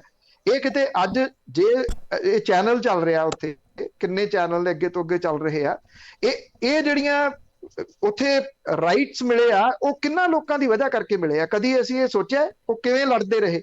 ਕੈਨੇਡਾ ਦੇ ਵਿੱਚ ਵੋਟ ਪਾਉਣ ਦੇ ਅਧਿਕਾਰ ਕਿਵੇਂ ਮਿਲੇ? ਕਿਹੜੇ ਲੋਕ ਸਾਨੂੰ ਜਿਨ੍ਹਾਂ ਨੇ ਦਵਾਏ, ਕੀ ਉਹਨਾਂ ਨੂੰ ਯਾਦ ਕਰਨਾ ਅਸੀਂ ਇਹ ਕਵਾਂਗੇ ਕਿ ਨਹੀਂ ਇਹਨਾਂ ਦੀ ਫੋਟੋ ਨਹੀਂ ਇਹਦੇ ਵਿੱਚ ਲੱਗ ਸਕਦੀ ਕਿਉਂਕਿ ਉਹਨਾਂ ਨੇ ਕੋਟ ਪੈਂਟ ਪਾਇਆ ਹੈ ਜਾਂ ਉਹਨਾਂ ਨੇ ਬੋ ਟਾਈ ਲਾਈ ਹੋਈ ਹੈ, ਇਸ ਕਰਕੇ ਨਹੀਂ ਲੱਗ ਸਕਦੀ? ਸਵਾਲ ਇਹ ਆ ਕਿ ਇਹ ਲੋਕ ਸਾਨੂੰ ਪੜ੍ਹਾ ਕਿਹੜੀਆਂ ਚੀਜ਼ਾਂ ਦੇ ਉੱਤੇ ਰਹੇ ਆ ਜੀ, ਲੜਾ ਕਿਹੜੀਆਂ ਚੀਜ਼ਾਂ ਦੇ ਉੱਤੇ ਰਹੇ ਆ? ਸਿੱਖਾਂ ਦੇ ਵਿੱਚ ਵੰਡੀਆਂ ਪਾਈਆਂ ਜਾ ਰਹੀਆਂ ਨੇ, ਕਾਸਟਿਜ਼ਮ ਉਹਦੇ ਵਿੱਚ ਲਿਆ ਕੇ, ਫਿਰ ਦਾੜੀ ਕਤਰੀ ਵਾਲੇ ਵੱਖਰੇ ਕੀਤੇ ਜਾ ਰਹੇ ਨੇ, ਪਤਿਤ ਵੱਖਰੇ ਕੀਤੇ ਜਾ ਰਹੇ ਨੇ। ਗੁਰਸਿੱਖ ਕਾਮਰੇਡ ਇੱਕ ਤੇ ਸਰਸਾ ਤੋਂ ਮੇਰੇ ਮਿੱਤਰ ਨੇ, ਵਕੀਲ ਨੇ, ਹਾਈ ਕੋਰਟ ਦੇ ਵਿੱਚ ਪ੍ਰੈਕਟਿਸ ਕਰਦੇ ਨੇ। ਪਿਛਲੇ ਹਫ਼ਤੇ ਕੁਝ ਲੋਕ ਇਕੱਠੇ ਹੋਏ ਸਨਿਚਰਵਾਰ ਨੂੰ ਇਸ ਦੇ ਵਾਸਤੇ ਇੱਕ ਵਿਚਾਰ ਵਟਾਂਦਰਾ ਕੁਝ ਕੀਤਾ ਜਾਵੇ ਪੰਜਾਬ ਦੇ ਵਾਸਤੇ। ਉਹਦੇ ਵਿੱਚ ਜਿਹੜੀ ਉਹਨਾਂ ਨੇ ਗੱਲ ਕਹੀ ਉਹਦੇ ਵਿੱਚ ਬੜਾ ਕੁਝ ਛੁਪਿਆ। ਕਹਿੰਦੇ ਜਿੰਨੀ ਦੇਰ ਤੱਕ ਅਸੀਂ ਹਰਿਆਣੇ 'ਚ ਕਹਿੰਦੇ ਮੇਰੀ ਐਜੂਕੇਸ਼ਨ ਹੋਈ ਉੱਥੋਂ ਹੀ ਪੜ੍ਹੇ, ਜਿੰਨੀ ਦੇਰ ਤੱਕ ਮੈਂ ਪੰਜਾਬ ਦੇ ਵਿੱਚ ਆ ਕੇ ਵਿਚਰਨ ਨਹੀਂ ਲੱਗਿਆ, ਹਾਈ ਕੋਰਟ 'ਚ ਪ੍ਰੈਕਟਿਸ ਨਹੀਂ ਸ਼ੁਰੂ ਕਰਤੀ, ਮੈਨੂੰ ਉਦੋਂ ਤੱਕ ਇਹ ਪਤਾ ਹੀ ਨਹੀਂ ਸੀ ਵੀ ਕਾਮਰੇਡ ਤੇ ਜਿਹੜੇ ਖਾਲਸੇ ਨੇ ਇਹਨਾਂ ਦੇ ਵਿੱਚ ਵੀ ਕੋਈ ਭੇੜ ਹੈ, ਇਹ ਦੋ ਹੋ ਸਕਦੇ ਨੇ। ਇਹ ਬੜਾ ਵੱਡਾ ਸਵਾਲ ਹੈ। ਅੱਜ ਸੋਸ਼ਲ ਮੀਡੀਆ ਦੇ ਉੱਤੇ ਪੜ੍ਹਾਇਆ ਕਿਹੜੀ ਚੀਜ਼ ਦੇ ਵਾਸਤੇ ਜਾ ਰਿਹਾ? ਕਿਸਾਨ ਅੰਦੋਲਨ ਨੂੰ ਬਦਨਾਮ ਕਰਨ ਵਾਲੇ। ਆ ਦੀਪ ਸਿੱਧੂ ਤੁਹਾਡੇ ਸਾਹਮਣੇ ਉਹ ਬੋਲ ਰਿਹਾ ਸੀ, ਉਹ ਕਹਿੰਦਾ ਸ਼ਹੀਦ ਹੀ ਨਹੀਂ ਗਏ ਜਿਹੜੇ ਜਿਨ੍ਹਾਂ ਦੀ ਡੈਥ ਹੋਈ ਹੈ ਉੱਥੇ, ਉਹ ਤਾਂ ਬਿਮਾਰੀਆਂ ਨਾਲ ਮਰੇ ਆ। ਕਹਿੰਦਾ ਜੇ ਘਰੇ ਵੀ ਹੁੰਦੇ ਤੇ ਤਾਂ ਵੀ ਉਹ ਮਰ ਜਾਣੇ ਸੀ। ਉਹ ਕਹਿੰਦਾ ਉਹ ਸ਼ਰਾਬ ਪੀ ਕੇ ਮਰੇ ਆ। ਉਹ ਬੋਲ ਕੇ ਵੀ ਜਿਹੜਾ ਉਹ ਚਲੇ ਗਿਆ। ਕਾਮਰੇਡ ਤੇ ਜਿਹੜੇ ਉਹ ਖਾਲਸਾ, ਇਸ ਚੀਜ਼ ਦੇ ਉੱਤੇ ਪੜ੍ਹਾਇਆ ਜਾ ਰਿਹਾ ਜੀ। ਚੁਫੇਰਿਓਂ ਹਮਲੇ ਜਿਹੜੇ ਉਹ ਹੋ ਰਹੇ ਆ। ਕਈ ਵਾਰੀ ਤੁਸੀਂ ਇਹ ਗੱਲ ਕਹੀ ਕਿ ਮੈਂ ਬੇਆਸ ਹਾਂ, ਠੀਕ ਹੈ ਕਿ ਬੇਆਸ ਹੋਣਾ ਤਾਂ ਨਹੀਂ ਚਾਹੀਦਾ, ਪਰ ਹਮਲੇ ਇੰਨੇ ਜ਼ਿਆਦਾ ਨੇ ਕਿ ਕਈ ਵਾਰੀ ਬਿਲਕੁਲ ਬੇਆਸੀ ਹੋ ਜਾਂਦੀ ਆ ਕਿ ਕਿਹਦੇ ਨਾਲ ਤੁਸੀਂ ਲੜੋਗੇ, ਕਿਹਨੂੰ ਤੁਸੀਂ ਇਹਨਾਂ ਗੱਲਾਂ ਦਾ ਜਵਾਬ ਦਿਓਗੇ ਜੀ। ਅਗਲਾ ਕਾਲਰ ਨੇ ਜੌਲ ਜੀ ਵਿਆਨਾ ਤੋਂ। ਸਤਿ ਸ਼੍ਰੀ ਅਕਾਲ। ਹਾਂਜੀ ਭੈਣ ਜੀ, ਸਤਿ ਸ੍ਰੀ ਅਕਾਲ। ਭਾਜੀ ਪੰਨੂ ਨੂੰ ਸਤਿ ਸ੍ਰੀ ਅਕਾਲ ਜੀ। ਸਤਿ ਸ਼੍ਰੀ ਅਕਾਲ। ਸਤਿ ਸ਼੍ਰੀ ਅਕਾਲ ਜੀ। ਸਤਿ ਸ਼੍ਰੀ ਅਕਾਲ। ਹਾਂਜੀ ਭਾਜੀ, ਮੇਰਾ ਸਵਾਲ ਸ਼ਾਰਟ ਹੀ ਆ ਜੀ, ਪਰ ਦੋ ਤਿੰਨ ਚੀਜ਼ਾਂ ਤੇ ਆ। ਇੱਕ ਤਾਂ ਜੀ ਨਵਜੋਤ ਸਿੰਘ ਸਿੱਧੂ ਕਹਿੰਦਾ ਮੈਂ ਨਵਜੋਤ ਸਿੰਘ ਸਿੱਧੂ ਜੀ ਬਾਹਾਂ ਮਾਰ ਕੇ ਵੀ ਅਸੀਂ ਅੰਦਰ ਕਰਾਂਗੇ ਅਸੀਂ ਐਂ ਕਰਾਂਗੇ, ਅਸੀਂ ਚਿੱਟੇ ਦੇ ਵਪਾਰੀਆਂ ਨੂੰ ਐਂ ਕਰਾਂਗੇ ਜੀ। ਇੱਕ ਤਾਂ ਬਾਜੀ ਉਹ ਤੇ ਦੱਸਿਆ ਵੀ ਇਹਨਾਂ ਨੇ ਕੀ ਕੋਈ ਮਾੜਾ ਮੋਟਾ ਕੋਈ ਹਿਲਜੁਲ ਕੀਤੀ ਆ। ਦੂਜੀ ਜਿਹੜੀ ਟਰਾਂਸਪੋਰਟ ਕਹਿੰਦੇ ਸੀ ਜੀ, ਇਹ ਵੀ ਟਰਾਂਸਪੋਰਟ ਬਈ ਅਸੀਂ ਬੰਦ ਕਰ ਦਾਂਗੇ ਪ੍ਰਾਈਵੇਟ, ਉਹ ਤੇ ਤੀਜਾ ਜਿਹੜਾ ਜੀ ਦਿੱਲੀ ਨੂੰ ਚੱਲਦੀਆਂ ਨਿਊ ਕੈਨੇਡੀਅਨ ਬੱਸਾਂ ਇਹਨਾਂ ਨੇ ਕੋਈ ਉੱਤੇ ਹਿਲਜੁਲ ਕੀਤੀ ਆ ਸਰਕਾਰੀ ਬੱਸਾਂ ਦੇ ਕਰੇ ਜੀ? ਭੈਣ ਜੀ ਸਾਨੂੰ ਲੈਣ ਦਿਓ ਜੀ। Okay, thank you. ਸਵਾਲ ਤੁਹਾਡੇ ਵੱਖੋ ਵੱਖਰੇ ਆ, ਸਵਾਲ ਇੱਕੋ ਹੀ ਹੈ ਜੀ ਕਿ ਕਿਸੇ ਜਗ੍ਹਾ ਦੇ ਉੱਤੋਂ ਕੁਝ ਆਸ ਜਿਹੜੀ ਉਹ ਵੱਜੀ ਆ, ਸੋ ਫਾਰ ਨਹੀਂ। ਚਲੋ ਮੈਂ ਫੇਰ ਕਹਿੰਦਾ ਕਿ 8-10 ਦਿਨ ਦਿਓ ਉਹਨਾਂ ਨੂੰ, ਮਹੀਨਾ ਨਹੀਂ, ਕਿਉਂਕਿ ਮਹੀਨੇ ਤਾਂ ਉਂਝ ਹੀ ਹੈ ਨਹੀਂ ਗੇ। ਮੈਂ ਤਾਂ ਤੁਹਾਨੂੰ ਦਿਨ ਵੀ ਗਿਣ ਕੇ ਦੱਸਿਆ ਵੀ ਇਹ 100 ਦਿਨ ਦਾ ਰੋਡ ਮੈਪ ਤਿਆਰ ਕਰ ਰਹੇ ਆ। 100 ਦਿਨ ਹੈ ਨਹੀਂ ਇਹਨਾਂ ਕੋਲੇ, 100 ਦਿਨ ਤੋਂ ਘੱਟ ਨੇ। ਜਿਸ ਕਿਸਮ ਦੀਆਂ ਆਹ ਨਿਯੁਕਤੀਆਂ ਹੋ ਗਈਆਂ ਨੇ, ਉਥੋਂ ਆਸ ਕਿੱਡੀ ਕੁ ਬਚ ਸਕਦੀ ਹੈ ਜੀ? ਜਿਹੜਾ ਬੰਦਾ ਸੁਮੇਧ ਸਿੰਘ ਸੈਣੀ ਦੇ ਕੇਸ ਲੜਦਾ ਰਿਹਾ, ਉਹ ਬੇਅਦਬੀਆਂ ਵਾਲੇ ਮਾਮਲੇ ਦੇ ਵਿੱਚ ਕਿਵੇਂ ਸਰਕਾਰ ਦਾ ਪੱਖ ਰੱਖੂਗਾ, ਕਿਵੇਂ ਲੋਕਾਂ ਦਾ ਪੱਖ ਰੱਖੂਗਾ ਜੀ? ਟਰਾਂਸਪੋਰਟ ਮੰਤਰਾਲਾ ਕਿਹਨੂੰ ਮਿਲਦਾ ਉਹ ਦੇਖਦੇ ਆ। ਹੁਣ ਤਾਂ ਹਾਈ ਕੋਰਟ ਨੇ ਕੀਤਾ ਪਿਆ ਜੀ ਸਾਰਾ ਕੁਝ, ਰੱਦ ਕਰੋ ਇਹਨਾਂ ਦੇ ਜਿਹੜੇ 3-3 ਵਾਰੀ ਇਹਨਾਂ ਨੇ ਰੂਟ ਵਧਾਏ ਹੋਏ ਸੀਗੇ। ਇੰਡੋ ਕੈਨੇਡੀਅਨਸ ਉਸੇ ਤਰੀਕੇ ਦੇ ਨਾਲ ਚੱਲਦੀਆਂ ਨੇ। ਜਿਹੜੀਆਂ PRTC ਦੀਆਂ ਬੱਸਾਂ ਲਈਆਂ ਸੀਗੀਆਂ ਵੋਲਵੋ, ਉਹ ਇੱਥੇ ਫਿਰਦੀਆਂ ਨੇ, ਇੱਕ ਦੂਜੇ 'ਚ ਵੱਜਦੀਆਂ। ਉਹਨਾਂ ਨੂੰ ਤਾਂ ਉੱਥੇ ਪਰਮਿਸ਼ਨ ਦੇ ਵਾਸਤੇ ਪਿਛਲੇ ਜਿਹੜੇ ਮੰਤਰੀ ਸੀ ਉਹ ਗਏ ਨਹੀਂ। ਹੁਣ ਜਿਹੜੇ ਮੰਤਰੀ ਬਣਦੇ ਆ, ਬਣ ਲੈਣ ਦਿਓ, ਮੰਤਰਾਲੇ ਵੰਡ ਲੈਣ ਦਿਓ। ਇਸ ਗੱਲ ਦਾ ਵਾਅਦਾ ਕਿ ਇਹ ਸਵਾਲ ਠੋਕ ਵਜਾ ਕੇ ਚੁੱਕਦੇ ਰਹੇ ਆ, ਦੁਬਾਰਾ ਫੇਰ ਚੁੱਕਾਂਗੇ। ਸਿਰਫ 8-10 ਦਿਨ ਦਾ ਸਮਾਂ ਇਸ ਪੱਖੋਂ ਦੇ ਦਈਏ ਕਿ ਮੰਤਰਾਲੇ ਵੰਡੇ ਜਾਣ ਤੇ ਉਹਦੇ ਉੱਤੇ ਬਹਿ ਜਾਣ। ਇਹ ਨਾ ਗੱਲ ਕਰਨਗੇ ਤੇ ਗੱਲ ਜ਼ਰੂਰ ਕਰਾਂਗੇ ਜੀ, ਉਠਾਉਂਦੇ ਰਹਾਂਗੇ। AP ਸਿੰਘ ਜੀ। ਹਾਂਜੀ, ਵਾਹਿਗੁਰੂ ਜੀ ਕਾ ਖਾਲਸਾ, ਵਾਹਿਗੁਰੂ ਜੀ ਕੀ ਫਤਿਹ ਜੀ। ਪੰਨੂ ਸਾਹਿਬ, ਇੱਕ ਚੀਜ਼ ਤੁਹਾਡੇ ਕੋਲੋਂ ਬਾਰ-ਬਾਰ ਸੁਣੀ ਦੀ ਹੈ ਤੇ ਮੈਂ ਉਹਦੇ ਉੱਤੇ ਥੋੜਾ ਜਿਹਾ ਕਮੈਂਟ ਕਰਨਾ ਚਾਹਾਂਗਾ, ਫਿਰ ਮੇਰਾ ਕੁਐਸਚਨ ਹੋਏਗਾ। ਤੁਸੀਂ ਇਹ ਕਹਿੰਦੇ ਹੋ ਕਿ ਜਿਹੜੇ ਦਾੜੀ ਕਤਰੇ ਆ, ਉਹ ਜਿਹੜੇ ਹੈ ਉਹਨਾਂ ਨੂੰ ਉਹੀਓ ਹੱਕ ਮਿਲੇ ਜਿਹੜੇ ਪੂਰੇ ਦਾੜੀਆਂ ਵਾਲੇ ਆ। ਗੁਰੂ ਗੋਬਿੰਦ ਸਿੰਘ ਨੇ ਆਪਣੇ ਬੱਚੇ ਕਿਸ ਤਰ੍ਹਾਂ ਸਾਡੇ ਸਾਹਿਬਜ਼ਾਦੇ ਗਏ ਆ, ਉਹ ਵੀ ਉਸ ਟਾਈਮ ਦਾੜੀਆਂ ਕੱਟ ਕੇ ਅੱਗੇ ਹੋ ਜਾਂਦੇ। ਨਾ ਸਾਡੀ ਸੰਗਤ ਨੂੰ ਇਹ ਮੈਸੇਜ ਨਾ ਦਿਓ, ਇਹ ਗਲਤ ਹੈ। ਮੈਂ ਇੱਕ ਮਿੰਟ ਜੀ, ਮੈਂ ਬੇਨਤੀ ਕਰਨੀ ਚਾਹੂੰਗਾ। ਮੈਂ ਉਹਨਾਂ ਨੂੰ ਬਰਾਬਰ ਦਾ ਹੱਕ ਮਿਲੇ, ਮੈਂ ਕਿਸ ਜਗ੍ਹਾ ਦੇ ਉੱਤੇ ਕਿਹਾ ਜੀ? ਕਾਈਂਡਲੀ ਉਹਨੂੰ ਐਲੈਬੋਰੇਟ ਕਰਨਾ ਜੀ। ਮੈਂ ਕਿੱਥੇ ਕਿਹਾ ਕਿ ਉਹਨਾਂ ਨੂੰ ਬਰਾਬਰ ਦਾ ਹੱਕ ਮਿਲੇ? ਪੰਨੂ ਸਾਹਿਬ, ਤੁਹਾਡੇ ਮੈਸੇਜ ਤੋਂ ਜਿਹੜੇ ਸਾਡੇ ਸਰੋਤਰੇ ਸੁਣ ਰਹੇ ਆ, ਜਿਹੜੇ ਮਰਜ਼ੀ ਤਰੀਕੇ ਦੇ ਨਾਲ ਮੈਸੇਜ ਲੈ ਲਓ ਜੀ। ਉਹ ਤਾਂ ਤੁਸੀਂ ਸਿਰਫ ਭੜਕਾਉਣਾ ਚਾਹੁੰਦੇ ਹੋ ਕਿ ਉਹਨੂੰ ਇਹ ਦੱਸਣਾ ਚਾਹੁੰਦੇ ਹੋ ਕਿ ਇਹ ਗਲਤ ਹੈ। ਮੈਂ ਤਾਂ ਧਾਲੀਵਾਲ ਸਾਹਿਬ ਦੀ ਗੱਲ ਕੀਤੀ ਹੈ ਕਿ ਕੀ ਉਹਨਾਂ ਨੇ ਪੱਗ ਦੀ ਆਈਡੈਂਟੀਟੀ ਦੇ ਵਾਸਤੇ ਉਹਨਾਂ ਦੀ ਕੁਰਬਾਨੀ ਨੂੰ ਨਹੀਂ ਮੰਨਿਆ ਜਾ ਸਕਦਾ? ਤੁਸੀਂ ਗੁਰੂ ਗੋਬਿੰਦ ਸਿੰਘ ਹੋਰਾਂ ਦੇ ਨਾਲ ਜੋੜ ਦਿੱਤਾ। ਮੇਰੀ ਹੱਥ ਜੋੜ ਕੇ ਬੇਨਤੀ ਹੈ, ਤੁਸੀਂ ਬਹੁਤ ਸਿਆਣੇ ਲੱਗਦੇ ਹੋ ਗੱਲਬਾਤ ਤੋਂ, ਇਹ ਵੰਡੀਆਂ ਕਾਈਂਡਲੀ ਤੁਸੀਂ ਨਾ ਪਾਓ। ਮੇਰੀ ਗੱਲ ਤੁਸੀਂ ਜਿਹੜੀ ਜੋ ਕਹਿਣੀ ਚਾਹੁੰਦੇ ਹੋ ਉਹ ਤੁਸੀਂ ਮੇਰੇ ਮੂੰਹ ਦੇ ਵਿੱਚ ਨਾ ਪਾਓ। No, I take your words back. ਠੀਕ ਹੈ, I take my words back. Fine. ਤੁਸੀਂ ਆਪਣੇ, ਮੈਂ ਲਫ਼ਜ਼ ਤੁਹਾਡੇ ਮੂੰਹ ਵਿੱਚ ਨਹੀਂ ਪਾਉਂਦਾ, ਲੇਕਿਨ ਬਾਕੀ ਮੈਨੂੰ ਜਿਹੜੇ ਸੁਣ ਰਹੇ ਆ, ਸਾਡੀ ਮੇਨ ਚੀਜ਼ ਹੈ ਵੀ ਕਿ ਐਜ਼ ਅ ਸਿੱਖ ਜਿਹੜੇ ਅਮਰੀਕਾ ਵਿੱਚ ਪੂਰੇ ਗੁਰਸਿੱਖ ਨੇ, ਉਹਨਾਂ ਦੀ ਬੜੀ ਕੁਰਬਾਨੀ ਹੈ। ਇਹ ਟਰੱਕਰਸ ਜਿਹੜੇ ਜਾਂਦੇ ਨੇ ਉਹ ਸਾਡੇ ਐਂਬੈਸਡਰ ਨੇ। ਮੈਂ ਤੁਹਾਨੂੰ ਨਹੀਂ ਕਹਿ ਰਿਹਾ, ਮੈਂ ਬਾਕੀਆਂ ਨੂੰ ਦੱਸ ਰਿਹਾ ਵਾਂ ਕਿ ਨਾ, ਦਾੜੀ ਕੱਟ ਕੇ ਤੁਸੀਂ ਗੁਰੂ ਦੇ ਨਹੀਂ ਹੋਏ, ਤੁਸੀਂ ਸਿੱਖੀ ਦੇ ਕਦੀ ਨਹੀਂ। ਸਾਹਿਬ, ਤੁਹਾਡਾ ਕੁਐਸਚਨ ਕੀ ਹੈ? ਮੇਰਾ ਕੁਐਸਚਨ ਹੈ ਜੀ, ਇੱਥੇ ਜਿਹੜਾ ਰੋਲਾ ਪੈ ਰਿਹਾ ਹੈ ਕਿ ਬਈ ਇਹ ਜਿਹੜਾ ਹੈ ਚਰਨਜੀਤ ਸਿੰਘ ਚੰਨੀ, ਇਹਦੀ ਵਾਈਫ ਜਿਹੜੀ ਹੈ ਉਹ ਕਰਦੀ ਹੈ ਕੀ ਕਹਿੰਦੇ ਨੇ ਕਨਵਰਸ਼ਨ ਕ੍ਰਿਸਚਨ। ਮੈਂ ਉਹਨੂੰ ਉਹ ਥੋੜੀ ਜਿਹੀ ਲਾਈਟ ਪਾਓ, ਉਹਦੇ ਉੱਤੇ ਮੈਨੂੰ ਆਈਡੀਆ ਨਹੀਂ। ਮੈਂ ਉਹੀਓ ਤੁਹਾਡੇ ਕੋਲ ਗਾਈਡੈਂਸ ਲੈਣਾ ਚਾਹੁੰਦਾ ਸੀ। ਵਾਟ ਦਾ ਸਿਚੁਏਸ਼ਨ ਇਜ਼, ਐਕਚੁਅਲਿਟੀ ਕੀ ਹੈ?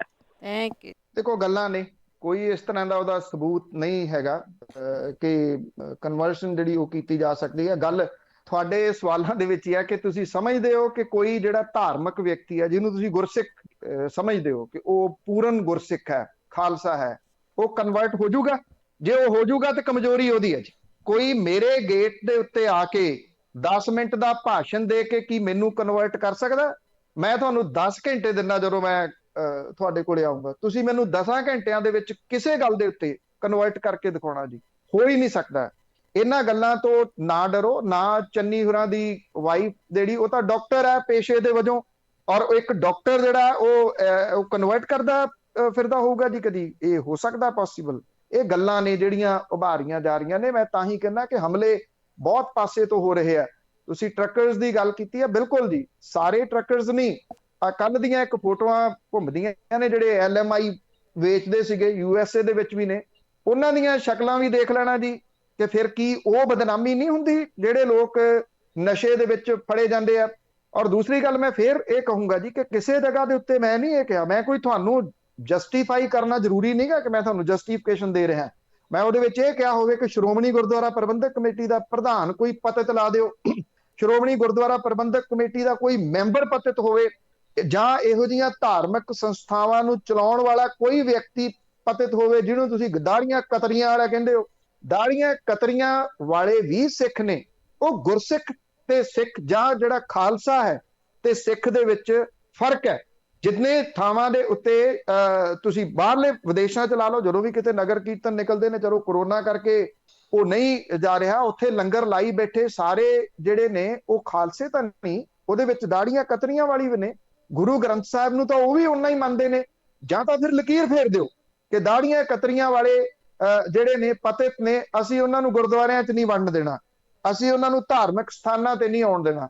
ਅਹੁਦਿਆਂ ਦੀ ਤਾਂ ਗੱਲ ਹੀ ਬਹੁਤ ਦੂਰ ਦੀ ਹੈ, ਨਾ ਉੱਥੇ ਕਿਸੇ ਨੇ ਮੰਗਿਆ ਅਹੁਦਾ, ਨਾ ਉਹਨਾਂ ਦੇ ਵਿੱਚੋਂ ਕੋਈ ਅਹੁਦਾ ਮੰਗਦਾ, ਕਦੀ ਵੀ ਨਹੀਂ ਉਹਨਾਂ ਨੇ ਮੰਗਿਆ ਜੀ। ਇਸ ਗੱਲ ਦੀ ਕਦੀ ਵੀ ਹਮਾਇਤ ਨਹੀਂ ਕੀਤੀ ਜਾ ਸਕਦੀ ਕਿ ਕਿਸੇ ਵੀ ਧਾਰਮਿਕ ਉੱਚ ਅਹੁਦੇ ਦੇ ਉੱਤੇ ਕੋਈ ਪਤਿਤ ਬੈਠੇ ਸਿੱਖਾਂ ਦੇ, ਕਦੀ ਵੀ ਨਹੀਂ। ਪਰ ਜੇ ਇਉਂ ਕੱਟ ਕੇ ਸੁੱਟੀ ਗਏ ਤੇ ਫਿਰ ਕਿੱਥੇ ਜਾ ਕੇ ਇਹ ਐਂਡ ਹੋ ਜਾਊਗਾ, ਫਿਰ ਮੰਨਣ ਵਾਲੇ ਜਿਹੜਾ ਉਹ ਕਿੰਨੇ ਰਹਿ ਜਾਣਗੇ। ਤੁਸੀਂ 10ਵੇਂ ਪਾਤਸ਼ਾਹ ਦੀ ਗੱਲ ਕਰਦੇ ਹੋ, ਉਹਨਾਂ ਦੀ ਕੁਰਬਾਨੀ ਦੇ ਮੂਹਰੇ ਸਿਰ ਝੁਕਦਾ ਹੈ। 9 ਗੁਰੂਆਂ ਦੀ ਗੱਲ ਵੀ ਕਰ ਲਿਆ ਕਰੋ ਕਿ ਉਹਨਾਂ ਦੇ ਨਾਲ ਕੌਣ ਲੋਕ ਸਨ। ਉਹ ਨਾ ਹੋਵੇ ਕੱਲ ਨੂੰ ਤੁਸੀਂ ਬਾਲਾ ਮਰਦਾਨਾ ਵੀ ਛੇਕ ਕੇ ਬਹਿ ਜਾਓ ਕਿ ਉਹ ਵੀ ਕੁਝ ਨਹੀਂ ਸੀ, ਪੀਰ ਬੁੱਧੂ ਸ਼ਾਹ ਤੁਸੀਂ ਛੇਕ ਕੇ ਬਹਿ ਜਾਓ ਕਿ ਅਸੀਂ ਉਹਨਾਂ ਨੂੰ ਨਹੀਂ ਜਿਹੜਾ ਉਹ ਮੰਨਦੇ। ਖਾਲਸਾ ਜੀ, ਜੇ ਹਿਸਟਰੀ ਦੀ ਗੱਲ ਕਰਨੀ ਹੈ ਤੇ ਕੰਪਲੀਟ ਹਿਸਟਰੀ ਦੀ ਜਿਹੜੀ ਉਹ ਗੱਲ ਕਰੋ। ਆਪਾਂ ਇਉਂ ਨਾ ਕਰੀਏ ਕਿ ਤੂੰ ਗੱਲ ਮੂੰਹ ਚੋਂ ਕੱਢ, ਮੈਂ ਤੈਨੂੰ ਪਿੰਡੋਂ ਕੱਢੂੰਗਾ, ਜਿੱਥੋਂ ਤੁਸੀਂ ਸ਼ੁਰੂ ਕੀਤੀ ਸੀ ਕਿ ਤੁਹਾਡਾ ਮੈਸੇਜ ਗਲਤ ਜਾ ਰਿਹਾ। ਮੈਂ ਇਸ ਮੈਸੇਜ ਦੇ ਵਿੱਚ ਕਿੰਤੂ ਪਰੰਤੂ ਜਿਹੜੇ ਖਾਲਸੇ ਨੇ ਉਹਨਾਂ ਦੇ ਉੱਤੇ ਕਿੱਥੇ ਕੀਤਾ ਜਾਂ ਇਹ ਗੱਲ ਕਿੱਥੇ ਕਹੀ ਹੈ। ਮੈਂ ਅੱਜ ਵੀ ਕਹਿੰਦਾ ਜੀ, ਜਿੱਥੇ ਮਰਜ਼ੀ ਤੁਸੀਂ ਬਿਠਾ ਲੈਣਾ, ਧਾਲੀਵਾਲ ਹੋਰਾਂ ਦੀ ਜਿਹੜੀ ਕੁਰਬਾਨੀ ਹੈ, ਜੋ ਆਈਡੈਂਟਿਟੀ ਉਹਨਾਂ ਨੇ ਕ੍ਰੀਏਟ ਕੀਤੀ ਹੈ, ਜੇ ਇੱਕ ਫੋਟੋ ਹੀ ਲੱਗ ਗਈ ਤੇ ਉਹਦੇ ਨਾਲ ਕੀ ਗਲਤ ਜਿਹੜਾ ਉਹ ਹੋ ਗਿਆ, ਕੀ ਐਡਾ ਵੱਡਾ ਇਸ਼ੂ ਸੀ। ਦੂਸਰੀ ਗੱਲ, ਆਪਣੇ ਆਪ ਨੂੰ ਸਟਰੋਂਗ ਕਰੋ, ਤੁਹਾਡੀ ਵਿਲ ਪਾਵਰ ਸਟਰੋਂਗ ਹੋਣੀ ਚਾਹੀਦੀ ਹੈ ਕਿ ਤੁਸੀਂ ਪੜ੍ਹਿਆ, ਸਿੱਖੀ ਨੂੰ ਪੜ੍ਹਿਆ ਹੋਇਆ, ਗੁਰੂ ਨਾਨਕ ਦੀ ਫਿਲਾਸਫੀ ਜਾਣਦੇ ਹੋ। ਜੇ ਜਾਣਦੇ ਹੋ ਤੇ ਕਿਸੇ ਦੀ ਕੀ ਹਿੰਮਤ ਆ ਕਿ ਤੁਹਾਨੂੰ ਕੋਈ ਆ ਕੇ ਤੁਹਾਡੇ ਬੂਹੇ ਦੇ ਉੱਤੇ ਕਨਵਰਟ ਕਰ ਦੇਵੇ ਕਿ ਤੂੰ ਆ ਨਹੀਂ, ਤੂੰ ਮੇਰੇ ਨਾਲ ਜਿਹੜਾ ਉਹ ਚੱਲ। ਜੇ ਕੋਈ ਕਨਵਰਟ ਹੋ ਰਹੇ ਨੇ ਤਾਂ ਤੁਹਾਨੂੰ ਨਹੀਂ ਲੱਗਦਾ ਕਿ ਇਹਦੇ ਵਿੱਚ ਸਾਡੀਆਂ ਸੰਸਥਾਵਾਂ ਫੇਲ ਹੋ ਰਹੀਆਂ ਨੇ, ਜਿਨ੍ਹਾਂ ਦੀ ਇਹ ਡਿਊਟੀ ਬਣਦੀ ਸੀਗੀ ਉਹਨਾਂ ਲੋਕਾਂ ਨੂੰ ਸੰਭਾਲਣਾ। ਅਸੀਂ ਕਿੰਨੇ IAS IPS PPS ਜਿਹੜੇ ਉਹ ਬਣਾਉਣ ਦੇ ਵਾਸਤੇ ਆਪਣੀਆਂ ਸੰਸਥਾਵਾਂ, ਜਿਨ੍ਹਾਂ ਦੇ ਕਰੋੜਾਂ ਰੁਪਏ ਦੇ ਬਜਟ ਨੇ, ਉਹ ਬਣਾ ਸਕੀਆਂ। ਦਿੱਲੀ ਸਿੱਖ ਗੁਰਦੁਆਰਾ ਮੈਨੇਜਮੈਂਟ ਕਮੇਟੀ ਦੇ ਪ੍ਰਧਾਨ ਰਹੇ, ਗੁਰੂ ਗ੍ਰੰਥ ਸਾਹਿਬ ਦੇ ਵਿੱਚੋਂ ਇੱਕ ਤੁਕ ਵੀ ਨਹੀਂ ਪੜ੍ਹ ਸਕਦੇ। ਮੇਰੀ ਦਾੜੀ ਕਤਰੀ ਹੋਈ ਆ, ਮੈਂ ਪਤਿਤ ਹੈ, ਮੈਂ ਜੁੜਵੇਂ ਅੱਖਰਾਂ ਵਾਲੀ ਬੀੜ ਦੇ ਵਿੱਚੋਂ ਤੁਸੀਂ ਕੋਈ ਜਿਹੜਾ ਜੀ ਉਹ ਆਪਣੀ ਮਨਪਸੰਦ ਜਿਹੜਾ ਉਹ ਪੰਨਾ ਕੱਢ ਲੈਣਾ।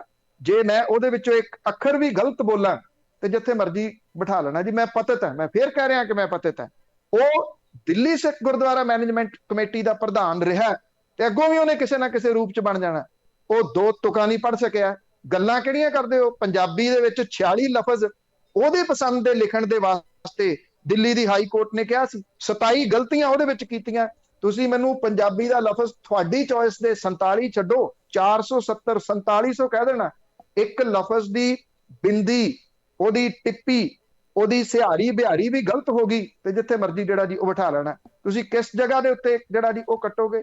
ਤੁਹਾਡੇ ਕੋਲੇ ਇਹ ਠੀਕ ਹੈ, ਤੁਹਾਡੇ ਕੋਲੇ ਇੱਕ ਸਰੂਪ ਹੈ, ਉਹ ਮੈਂ ਸਮਝਦਾ ਕਿ ਮੇਰੀ ਇਹ ਬਦਕਿਸਮਤੀ ਹੈ ਕਿ ਮੇਰੇ ਕੋਲੇ ਸਰੂਪ ਨਹੀਂਗਾ, ਪਰ ਤੁਸੀਂ ਐਜੂਕੇਸ਼ਨ ਵਾਈਜ਼ ਉਂਝ ਨਹੀਂ ਕੱਟ ਸਕਦੇ ਜੀ ਇਹਨਾਂ ਗੱਲਾਂ ਦੇ ਉੱਤੇ। ਕਿਰਪਾ ਕਰਕੇ ਉਹ ਇਹਨਾਂ ਲਫ਼ਜ਼ਾਂ ਦੇ ਗਲਤ ਮਤਲਬ ਨਾ ਜਿਹੜਾ ਜੀ ਉਹ ਲਿਆ ਕਰੋ। ਮੈਂ ਇਹ ਜ਼ਰੂਰ ਫੇਰ ਕਹੂੰਗਾ ਕਿ ਕਿਸੇ ਜਗ੍ਹਾ ਦੇ ਉੱਤੇ ਨਹੀਂ ਕਹਿੰਦੇ ਕਿ ਹਾਂ ਮੈਨੂੰ ਨੌਲੇਜ ਹੈ ਇਸ ਕਰਕੇ ਤੁਸੀਂ ਮੈਨੂੰ ਕਿਸੇ ਧਾਰਮਿਕ ਸੰਸਥਾ ਦਾ ਪ੍ਰਧਾਨ ਬਣਾ ਦਿਓ। ਨੋ, ਉਹ ਮੈਂ ਉਹਦੇ ਕਾਬਿਲ ਹੀ ਨਹੀਂਗਾ, ਉਹ ਇਸ ਕਰਕੇ ਕਾਬਿਲ ਨਹੀਂਗਾ ਕਿ ਸਰੂਪ ਨਹੀਂ ਜਿਹੜਾ ਜੀ ਉਹ ਹੈਗਾ। ਬੇਨਤੀ ਹੈ ਕਿ ਐਵੇਂ ਹੋਰ ਹੀ ਪਾਸੇ ਦੇ ਨਾਲ ਨਾ ਉਹਨੂੰ ਸਵਾਲਾਂ ਨੂੰ ਜਿਹੜਾ ਜੀ ਉਹ ਲਾ ਲਿਆ ਕਰੋ ਜੀ। ਅਗਲੇ ਕਾਲਰ ਨੇ ਬਿੰਦਰ ਜੀ, ਸਤਿ ਸ਼੍ਰੀ ਅਕਾਲ। ਹੈਲੋ, ਸਤਿ ਸ਼੍ਰੀ ਅਕਾਲ। ਸਤਿ ਸ਼੍ਰੀ ਅਕਾਲ ਪੰਨੂ ਸਾਹਿਬ। ਸਤਿ ਸ਼੍ਰੀ ਅਕਾਲ ਜੀ। ਹਾਂਜੀ ਭਾਜੀ, ਸਵਾਲ ਇਹ ਆ ਕਿ ਕੈਪਟਨ ਅਮਰਿੰਦਰ ਸਿੰਘ ਅਕਾਲੀਆਂ ਲਈ ਵਧੀਆ ਮੁੱਖ ਮੰਤਰੀ ਨਹੀਂ ਸੀ, ਤੇ ਕਿਉਂਕਿ ਇਹਨੇ ਦੇਖੋ ਕੈਪਟਨ ਨੇ ਸੈਣੀ ਦੇ ਵਿਰੁੱਧ ਕੋਈ ਜ਼ਿਆਦਾ ਐਕਸ਼ਨ ਨਹੀਂ ਲਿਆ, ਹਾਲਾਂ ਉਹਦੇ ਵਿਰੁੱਧ ਦੇਖੋ ਕਿੰਨੇ ਕੇਸ ਸੀ। ਆਮ ਸਿੱਖ ਨੂੰ ਤਾਂ ਪਹਿਲਾਂ ਜੇਲ੍ਹ ਦੇ ਵਿੱਚ ਧੱਕਿਆ ਜਾਂਦਾ, ਬਾਅਦ 'ਚ ਉੱਤੇ ਕੇਸ ਚਲਾਈ ਜਾਂਦੇ ਆ, ਤੇ ਉਹਦੇ ਤੇ ਕੇਸ ਇੰਨੇ ਹੋਣ ਦੇ ਬਾਵਜੂਦ ਵੀ ਉਹਨੂੰ ਬਾਹਰ ਰੱਖ ਕੇ ਜ਼ਮਾਨਤ ਦੇ ਕੇ ਉਹਦੀ ਗੱਲ ਸੁਣਵਾਈ ਹੋ ਰਹੀ ਆ। ਕਿਤੇ ਸੈਣੀ ਨੇ ਇਹ ਤਾਂ ਨਹੀਂ ਕਿਹਾ ਵੀ ਜੇ ਤੁਸੀਂ ਮੈਨੂੰ ਅੰਦਰ ਕੀਤਾ ਮੈਂ ਅਕਾਲੀਆਂ ਦਾ ਨਾਂ ਲਊਂਗਾ, ਤੇ ਅਕਾਲੀਆਂ ਨੇ ਇਹ ਕੈਪਟਨ ਅਮਰਿੰਦਰ ਸਿੰਘ ਨੂੰ ਕਿਹਾ ਹੋਵੇ ਵੀ ਸਾਨੂੰ ਨਹੀਂ ਕੋਈ ਵਾਹ ਲੱਗਣੀ ਚਾਹੀਦੀ, ਤੂੰ ਜਿਸ ਤਰ੍ਹਾਂ ਮਰਜ਼ੀ ਆਪਦੀ ਕੁਰਸੀ ਚਲਾ। ਇਸ ਕਰਕੇ ਕੈਪਟਨ ਅਮਰਿੰਦਰ ਸਿੰਘ ਸੇਫ ਲੱਗਦਾ ਸੀ ਅਕਾਲੀਆਂ ਨੂੰ ਨਾ, ਤਾਂ ਹੀ ਹੁਣ ਅਕਾਲੀ ਰੌਲਾ ਪਾ ਰਿਹਾ। ਕਦੀ ਸੁਖਬੀਰ ਰੌਲਾ ਪਾ ਦਿੰਦਾ ਇਹ 'ਚ ਘਮਸਾਨ ਦਾ ਯੁੱਧ ਹੋਊ ਜੀ ਕਾਂਗਰਸ ਦਾ। ਹੁਣ ਮਹੇਸ਼ਿੰਦਰ ਸਿੰਘ ਨੇ ਵੀ ਬਿਆਨ ਦੇਤਾ ਜੀ ਇਹ ਕੈਪਟਨ ਅਮਰਿੰਦਰ ਸਿੰਘ ਦੀ ਬੇਇੱਜ਼ਤੀ ਨਹੀਂ ਸੀ ਹੋਣੀ ਚਾਹੀਦੀ। ਅਕਾਲੀਆਂ ਨੂੰ ਇਹ ਡਰ ਤਾਂ ਨਹੀਂ ਲੱਗ ਰਿਹਾ ਵੀ ਹੁਣ ਸਿੱਧੂ ਤੇ ਇਹ ਆ ਗਏ ਚੰਨੀ, ਕੋਈ ਇਹਨਾਂ ਤੋਂ ਡਰ ਲੱਗ ਰਿਹਾ ਹੋਵੇ, ਇਹਨਾਂ ਨੂੰ ਕੋਈ ਪਾਲਾ ਸਤਾ ਰਿਹਾ ਹੋਵੇ? ਥੈਂਕ ਯੂ ਜੀ। ਦੇਖੋ, ਜਿਸ ਦਿਨ ਕਪਤਾਨ ਸਾਹਿਬ ਨੇ ਅਸਤੀਫਾ ਦਿੱਤਾ, ਮੈਂ ਉਦੋਂ ਟਵੀਟ ਕੀਤਾ ਸੀਗਾ, ਉਹਦੇ ਵਿੱਚ ਤੁਹਾਡੀ ਗੱਲ ਦਾ ਜਵਾਬ ਹੈ ਕਿ 14.5 ਸਾਲਾਂ ਬਾਅਦ ਡਿੱਗੀ ਅਕਾਲੀ ਸਰਕਾਰ। ਉਹ ਇਹਨਾਂ ਦੀ ਤਾਂ ਮੁੱਖ ਮੰਤਰੀ ਸੀਗੇ ਜੀ। ਦੂਜੀ ਗੱਲ ਹੈ, ਡਰਨ ਦੀ ਲੋੜ ਨਹੀਂ ਜੀ। ਡਰਨ ਦੀ ਇਸ ਕਰਕੇ ਲੋੜ ਨਹੀਂ ਗੀ ਕਿ ਬਹੁਤ ਸਾਰੇ ਉਹਨਾਂ ਦੇ ਟੀਮ ਮੈਂਬਰ ਵਿੱਚ ਆ ਗਏ ਹੋਏ ਨੇ। ਆ ਜਿਹੜੀਆਂ 2 ਨਿਯੁਕਤੀਆਂ ਹੋਈਆਂ ਨੇ, ਅਜੇ ਵੀ ਕਿਸੇ ਨੂੰ ਕੋਈ ਸ਼ੱਕ ਸ਼ੁਬਾ ਕਿ ਇਹ ਨਿਯੁਕਤੀਆਂ ਉਹਨਾਂ ਦੇ ਕਹੇ ਦੇ ਉੱਤੇ ਨਹੀਂ ਹੋਈਆਂ, ਤੇ ਉਹਨਾਂ ਨੂੰ ਕਿਸੇ ਕਿਸਮ ਦਾ ਕੋਈ ਡਰ ਹੋ ਸਕਦਾ ਜੀ। ਚਾਹੇ ਡੀਜੀਪੀ ਸਾਹਿਬ ਦੀ ਨਿਯੁਕਤੀ ਹੈ ਤੇ ਚਾਹੇ ਐਡਵੋਕੇਟ ਜਨਰਲ ਸਾਹਿਬ ਦੀ ਨਿਯੁਕਤੀ ਹੈ, ਇਹ ਦੋਨੋਂ ਨਿਯੁਕਤੀਆਂ ਉਸੇ ਕਿਸਮ ਦੀਆਂ ਹੀ ਨੇ ਜੀ। ਕੁਝ ਨਹੀਂ ਇਹਨਾਂ ਨੂੰ ਹੋਣ ਲੱਗਿਆ ਜੀ, ਕੁਝ ਨਹੀਂ ਹੁੰਦਾ ਇਹਨਾਂ ਨੂੰ। ਇਹ ਅੰਦਰ ਖਾਤੇ ਸਭ ਇੱਕੋ ਮਿੱਕੋ ਨੇ ਜੀ। ਜੀ ਸਾਡੇ ਅਗਲੇ ਕਾਲਰ ਨੇ ਜੀ ਪਰਨੀਤ। ਪਰਨੀਤ, ਹੈਲੋ, ਸਤਿ ਸ਼੍ਰੀ ਅਕਾਲ। ਸਤਿ ਸ਼੍ਰੀ ਅਕਾਲ ਜੀ। ਜੀ ਮਿਸਟਰ ਪੰਨੂ, ਇੱਕ ਕੁਐਸਚਨ ਸੀ ਜੀ ਕਿ ਜਿਵੇਂ ਆ ਹੁਣ ਮਿਸਟਰ ਚੰਨੀ ਦੀ ਵਜ਼ਾਰਤ ਬਣੀ ਆ, ਉਹਦੇ ਵਿੱਚ ਕੁਝ ਪੜ੍ਹ ਰਹੇ ਸੀ ਕਿ ਜਿਵੇਂ ਸੁਖਜਿੰਦਰ ਸਿੰਘ ਰੰਧਾਵਾ ਉਹਨੇ ਕਾਫੀ ਡਿਵੈਲਪਮੈਂਟ ਕਰਾਈ ਆ ਆਪਣੇ ਏਰੀਆ 'ਚ। 172 ਕਰੋੜ ਦੀ ਗ੍ਰਾਂਟ ਲੈ ਕੇ ਆਏ ਤੇ 45 ਕਰੋੜ ਰੁਪਈਏ ਦੇ ਉਹਨੇ ਪ੍ਰੋਜੈਕਟ ਹੋਰ ਲੈ ਕੇ ਆਏ, ਜਿਵੇਂ ਡਿਵੈਲਪਮੈਂਟ ਹੈਗੀ ਆ ਡੇਅਰੀ ਫਾਰਮ ਦੀ। ਇਵੇਂ ਹੀ ਵਿਜੇ ਇੰਦਰ ਸਿੰਘ ਲਾਇਆ ਜੀ। ਤੇ ਇਹੋ ਜਿਹੇ ਬੰਦਿਆਂ ਨੂੰ ਕਿਉਂ ਨਹੀਂ ਅੱਗੇ ਲਿਆਂਦਾ? ਬਾਕੀ ਜਿਵੇਂ ਆ ਹੁਣ ਮਿਸਟਰ ਚੰਨੀ ਨੇ ਹੁਸਨ ਲਾਲ ਲਾਇਆ ਜੀ। ਹੁਸਨ ਲਾਲ ਨਾਲ ਮੇਰੇ 1-2 ਦੋਸਤਾਂ ਨੇ ਬੜੀ ਕਲੋਜ਼ਲੀ ਹੈਲਥ ਡਿਪਾਰਟਮੈਂਟ 'ਚ ਕੰਮ ਕੀਤਾ, ਤੇ ਜੋ ਸੁਣ 'ਚ ਆਇਆ ਕਿ ਉਹ ਬੜਾ ਕਰਪਟ ਤੇ ਕਰੈਕਟਰਲੈਸ ਬੰਦਾ ਆ, ਤੇ ਇਹਨਾਂ ਨੂੰ ਕਿਉਂ ਪ੍ਰਮੋਟ ਕੀਤਾ ਜਾ ਰਿਹਾ? ਤੁਹਾਨੂੰ ਕੋਈ ਆਈਡੀਆ ਹੈਗਾ? ਥੈਂਕ ਯੂ ਜੀ। ਦੇਖੋ, ਆਈ ਥਿੰਕ ਜੇ ਜਦੋਂ ਸੁਨੀਲ ਜਾਖੜ ਹੋਰਾਂ ਨੂੰ ਨਹੀਂ ਸੀ ਵੰਡ ਦਿੱਤਾ ਤੇ ਮੇਰੀ ਜਾਤੇ ਡਿਜ਼ਰਵਿੰਗ ਕੈਂਡੀਡੇਟ ਸੁਖਜਿੰਦਰ ਸਿੰਘ ਰੰਧਾਵਾ ਸੀ। ਸੁਖਜਿੰਦਰ ਸਿੰਘ ਰੰਧਾਵਾ ਹੋਰੀ ਲਗਾਤਾਰ, ਠੀਕ ਆ, ਉਹ ਮਿਨਿਸਟਰੀ ਦੇ ਵਿੱਚ ਰਹੇ, ਪਰ ਉਹ ਬੋਲਦੇ ਵੀ ਰਹੇ। ਜਿਹੜੇ ਲਗਾਤਾਰ ਬੋਲਦੇ ਰਹੇ 2 ਬੰਦੇ ਨੇ, ਉਹਨਾਂ ਨੂੰ ਮੈਂ ਸਮਝਦਾ, ਇੱਕ ਤਾਂ ਸੁਖਜਿੰਦਰ ਸਿੰਘ ਰੰਧਾਵਾ ਤੇ ਦੂਸਰੇ ਪ੍ਰਗਟ ਸਿੰਘ ਹੋਰੀ। ਸੁਖਜਿੰਦਰ ਸਿੰਘ ਰੰਧਾਵਾ ਹੋਰੀ ਉਂਝ ਬਿਆਨ ਦਿੰਦੇ ਰਹੇ, ਜਦੋਂ ਕਿ ਪ੍ਰਗਟ ਸਿੰਘ ਹੋਰਾਂ ਨੇ ਲਿਖਤੀ ਰੂਪ ਦੇ ਵਿੱਚ ਬਾਰ-ਬਾਰ ਇਹ ਮੁੱਦੇ ਕੈਪਟਨ ਅਮਰਿੰਦਰ ਸਿੰਘ ਹੋਰਾਂ ਤੱਕ ਉਠਾਉਂਦੇ ਉਹ ਰਹੇ। ਲਿਖਤ ਰੂਪ ਦੇ ਵਿੱਚ ਉਹ ਚਿੱਠੀਆਂ ਉੱਥੇ ਹੀ ਪਈਆਂ ਨੇ, ਉਹ ਪਈਆਂ ਰਹਿਣਗੀਆਂ। ਇਤਿਹਾਸ ਦਾ ਇੱਕ ਪਾਰਟ ਨੇ ਇੱਕ ਕਿਸਮ ਦੇ ਨਾਲ, ਵੀ ਉਹ ਕਿਤੇ ਨਹੀਂ ਚੱਲੀਆਂ ਕਿ ਉਦੋਂ ਉਹਨਾਂ ਨੇ ਇਹ ਗੱਲ ਉਠਾਈ ਸੀਗੀ। ਸੁਖਜਿੰਦਰ ਸਿੰਘ ਰੰਧਾਵਾ ਹੋਰੀ ਡਿਜ਼ਰਵਿੰਗ ਕੈਂਡੀਡੇਟ ਸਨ, ਇਹਦੇ 'ਚ ਕੋਈ ਸ਼ੱਕ ਵਾਲੀ ਗੱਲ ਨਹੀਂ। ਕਿਉਂ ਨਹੀਂ ਬਣੇ? ਉਹਨਾਂ ਦਾ ਵਿਰੋਧ ਕਰ ਦਿੱਤਾ ਨਵਜੋਤ ਸਿੰਘ ਸਿੱਧੂ ਹੋਰਾਂ ਨੇ। ਉਹਨਾਂ ਨੂੰ ਇਹ ਲੱਗਿਆ ਕਿ ਸੁਖਜਿੰਦਰ ਸਿੰਘ ਰੰਧਾਵਾ ਹੋਰੀ ਧੜੱਲੇਦਾਰ ਆਗੂ ਨੇ, ਵੀ ਜੇ ਉਹ ਬਣ ਗਏ ਤੇ ਉਹਨਾਂ ਨੇ ਮੁੱਖ ਮੰਤਰੀ ਬਣ ਕੇ ਕਿਤੇ 2-4 ਕੰਮ ਇਹੋ ਜਿਹੇ ਕਰਤੇ ਤੇ 2022 ਦੇ ਵਿੱਚ ਉਹਨਾਂ ਦਾ ਪੱਤਾ ਨਾ ਕੱਟਿਆ ਜਾਂਦਾ ਹੋਵੇ। ਇਹ ਮੇਨ ਕਾਰਨ ਰਿਹਾ।